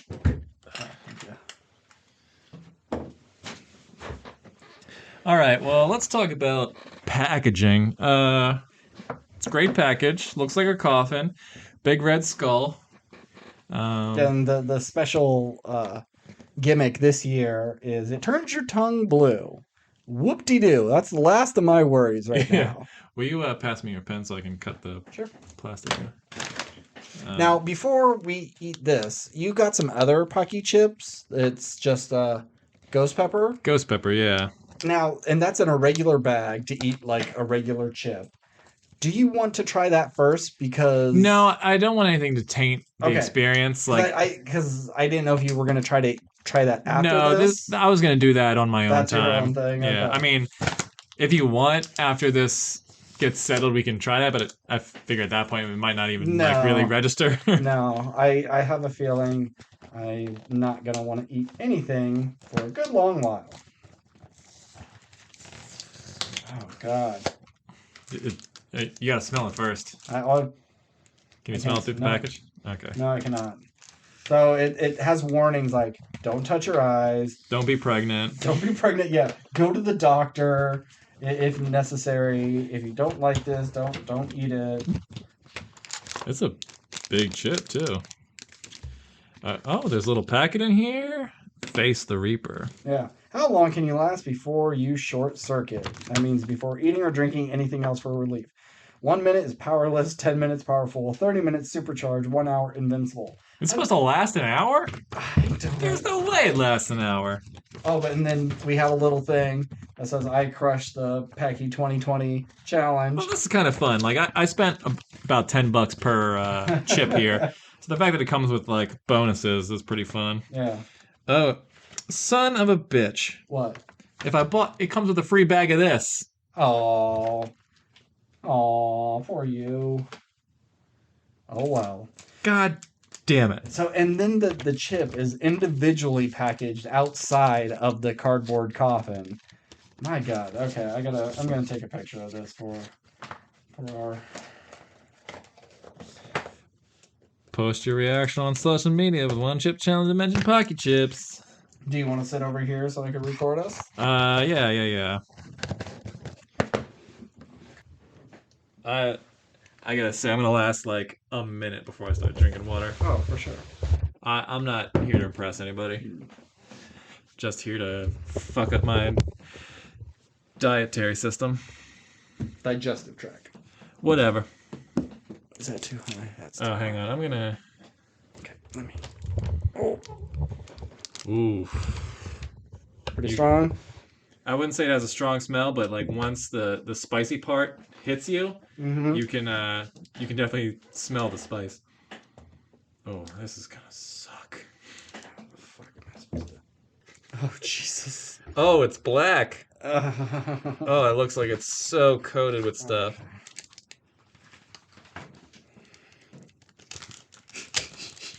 Oh, that didn't break how I wanted it to. Oh, I'm just popping the whole thing. I'm not eating it in chunks. No, I mean I was gonna shove it all in there. I just didn't want it to like Hit the sides. hit the sides. It almost kind of has a Kool-Aid. All right, so this is us here. All right. Okay, Steve, we're about to do the Paqui One Chip. Let me start that over. Let me see if I can get all this in one. Yeah, see, I'm doing this. Oh, this is not gonna work. Yeah, Hang on. you're just gonna have to use your Oh, fingers, God. boy. All right, I'll just use hand soap. Remind me to wash those. Oh god. Oh god. All right, I'm shaking. Oh god. we are about to eat the Paqui One Chip Challenge 2022. All right, cheers.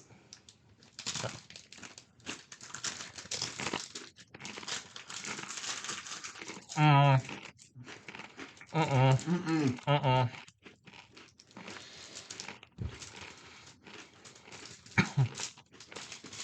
It's real gross. It's gross, yeah. I don't care about the heat so far. Mm-hmm.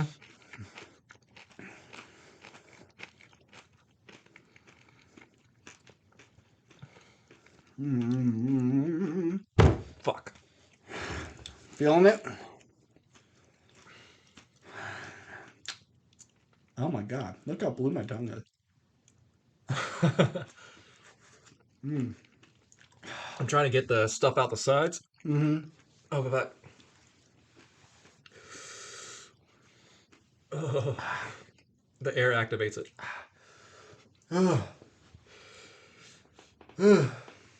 It wasn't bad while I was chewing.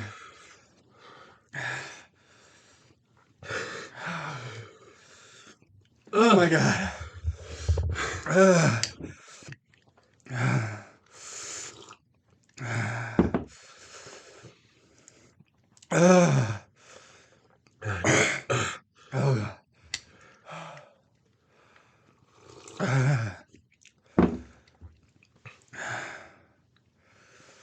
I'm having a bad time. Oh my god.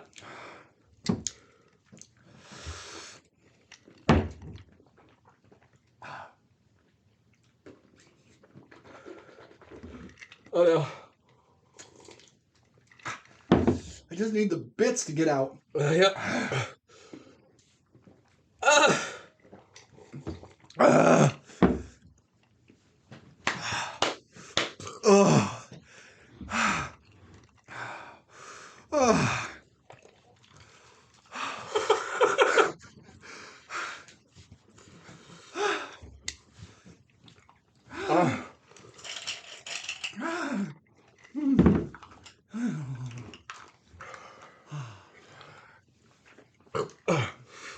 Fuck. I can already feel it rolling in my stomach.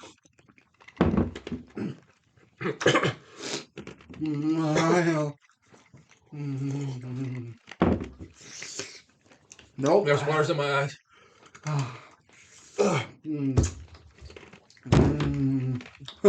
Sorry. Fuck. I never want to do this again. No, never.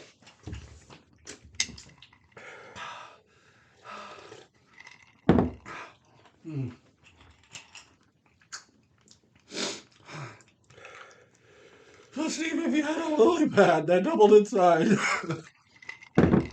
I didn't even hear what you said.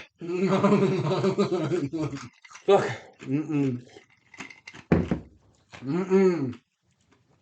You seem so much calmer than me. Ooh, you're not a little bitch.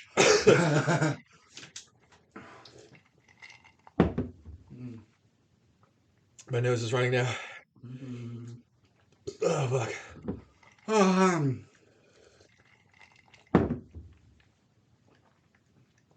What's good is it's all on my tongue. Like on the sides. Yeah. I'm not getting anything like the cheeks or nothing. Oh, I got some cheek action. Some lip action.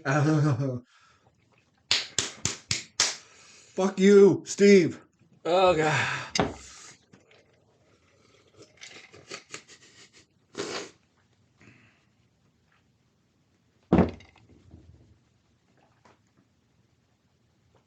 It never ends. It's like the second I swallow, It's back. it's back immediately. Yeah.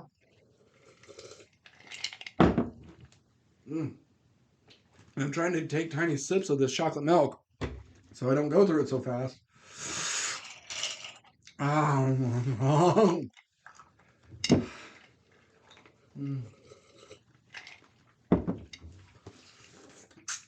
Okay, I'm trying the banana.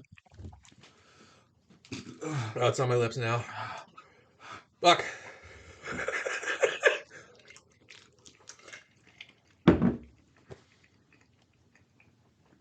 I have some ice cream upstairs, but it's salted caramel. I don't know if the salt's gonna make it worse. Oh yeah, bad choice. Ah!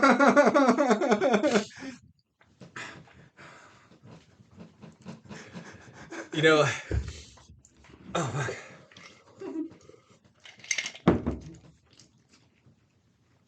I would be surprised if, like, the U.S. uses this. Fuck. It's like a torture thing? Yeah. Well, like they had a thing that you could instantly eat to get rid of it. What do you mean? Like, I'll talk. Now give me the thing that neutralizes it.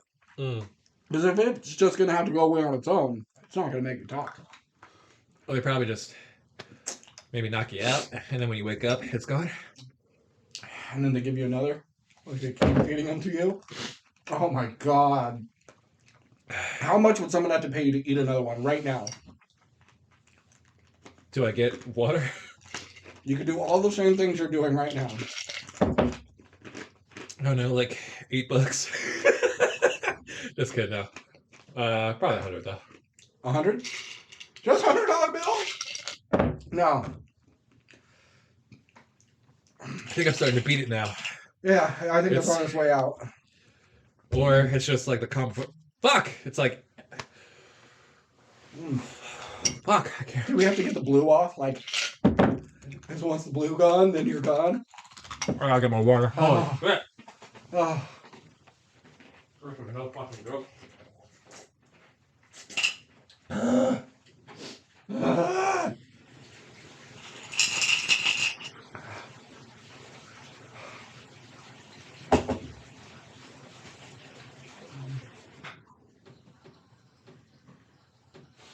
Oh god.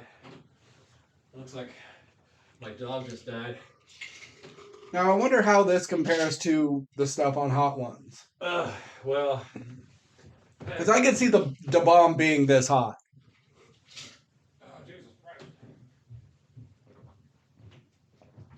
It was bad. It was really, really, really bad. Yeah, I don't think the banana helps. God, I thought I beat it. Came back. Yeah, it's like I think I'm over the hump, and then once I stop having like stuff in my mouth, it just quickly builds. Trying to think if I could do it like mind over matter thing. Stop breathing in my mouth.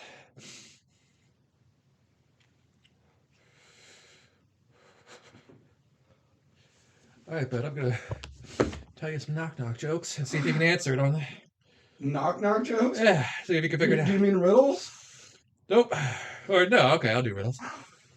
Hey, you don't figure out a knock-knock joke. Well, no, it's like knock-knock, who's there? And I say grape juice. You're gonna be like Grape juice who? And then you tell me. Well, sometimes people try and figure out the joke, you know. Oh god, I'm gonna shit myself. I feel like I want to throw up, but that's gonna hurt. Yeah. Okay, I think I'm okay. 100 best riddles for kids and adults with answers. Well, thanks. Thank you. All right.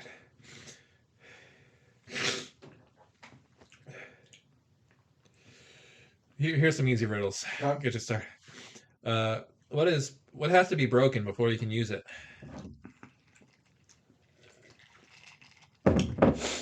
I don't know, like a secret or something like that. Nope. What? An egg.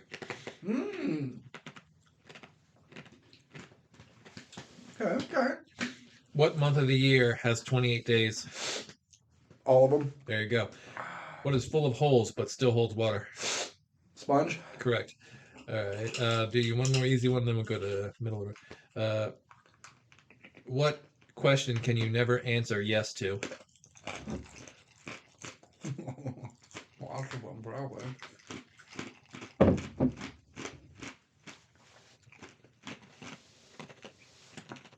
Is it something stupid like? Yeah, just what is it? Are you asleep yet? Okay. I mean, you can answer yes to that, but you just be lying. You'd be lying, yeah. All right, let's riddles for kids. Let's do that section. What's something that goes up but never goes down?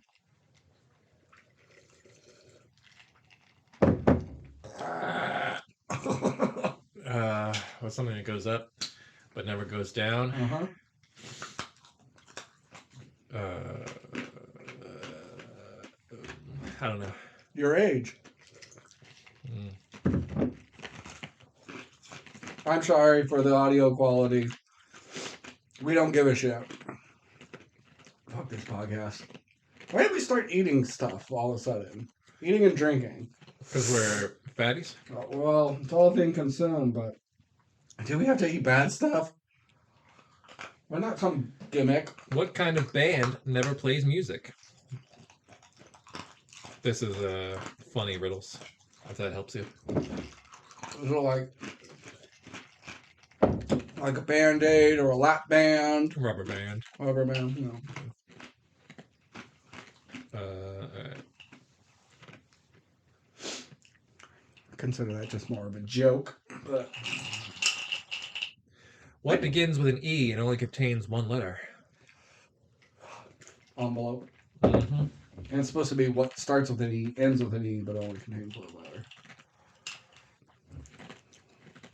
Oh,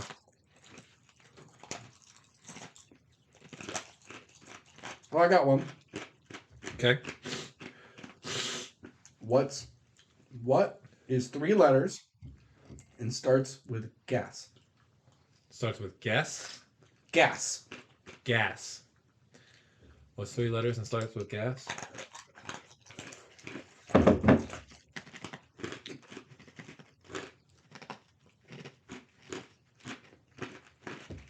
A car.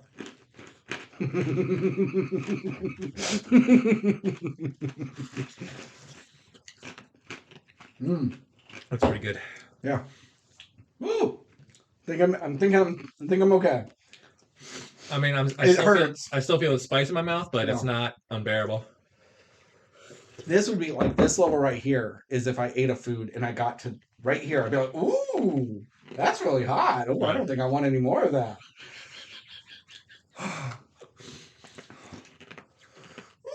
Ooh, that's really hot.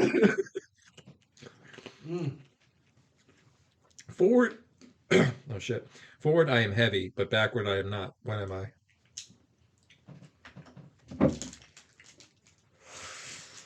No clue.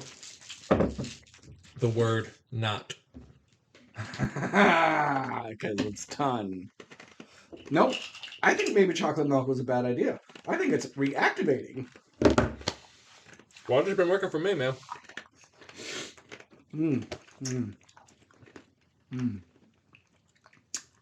Yeah, I'm not doing this anymore. But I'm keeping this. I don't know if I crushed it, Yeah. but I did it. I mean, neither one of us waited even a minute to get to the. Nope. Yeah, I think I was over a minute. I'll have to go back to the tape, but. That was a lot. But like we're at like 15 minutes of doing this, and it's going away. By a half hour, it should be tolerable. I'd be interested to see what the stomach bowel situation will be later. Because when I did that hot ones, man, I honestly thought I was going to go to the hospital.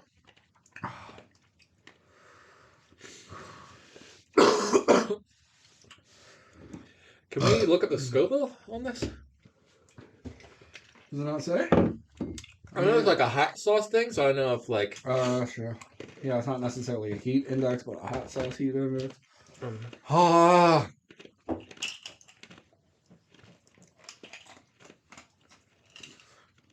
Nope. Can't let air get to it.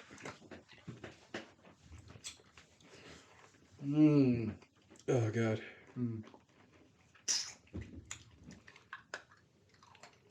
How's your tongue? Is it blue? Oh, all that ice is. Oh yeah. All right. According to Google, One Chip Challenge is made with both Carolina Reaper pepper and Scorpion pepper, which both register at over 2 million Scoville heat units. Damn. Okay, so look at the hot ones. What's the bomb? I think the bomb's like 900,000 or something like that. So this is double bomb.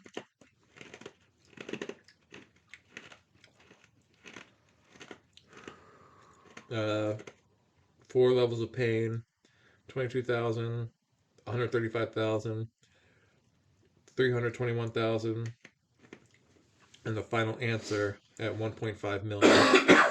So they probably do the 1.5 million, maybe. Probably.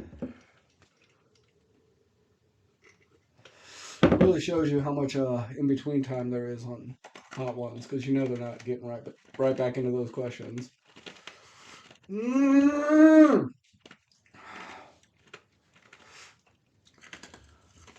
I feel different. Yeah, this changed me. I think I went through second puberty, really. They do talk about on the show, like... Comes in waves. Well, no, I was just going to say you almost get, like, high off the heat. Like, when we're just... I just feel like I'm laughing a lot. Yeah. I know it's a silly situation, but I do feel something. Yeah. I don't know if you heard me while we went upstairs. I was like, I'm sorry, DJ Khaled. I understand now. This is probably what he felt just eating those little baby ones. Sometimes heat is real bad. Mm-hmm. But no, he's a bitch. Doesn't even eat pussy.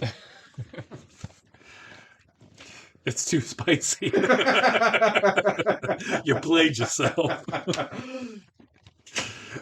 I think your girl's got an STD if that's the case. Her pH levels off the fucking charts. Is that pussy hotness?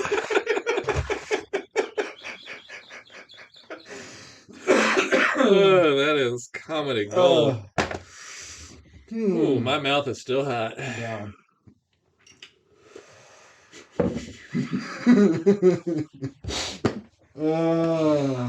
You gonna wrap this up, or do you want to try to get to a normal level? Yeah, we can wrap it up. All right. Well, oh god, that was too much of air going over my tongue. Thank you everyone for tuning in. This was a bad idea. Don't do this. I don't care what anybody says, what names they call you. It's not worth it. It's gross and it hurts. And it makes you want to die. Also, I can't remember if I've ever talked about it on the pod, but Walmart sells the Hot Ones, like chicken nuggets with the 3 different sauces.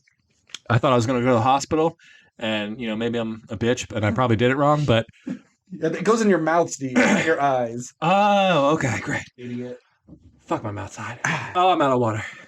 All right, let's wrap it up. All right, he ate them, and he was on the toilet all night. All right, well, if you want to get in contact with us, we're at WRPL Podcast on Gmail, Instagram, TikTok, and what's the other one? Twitter.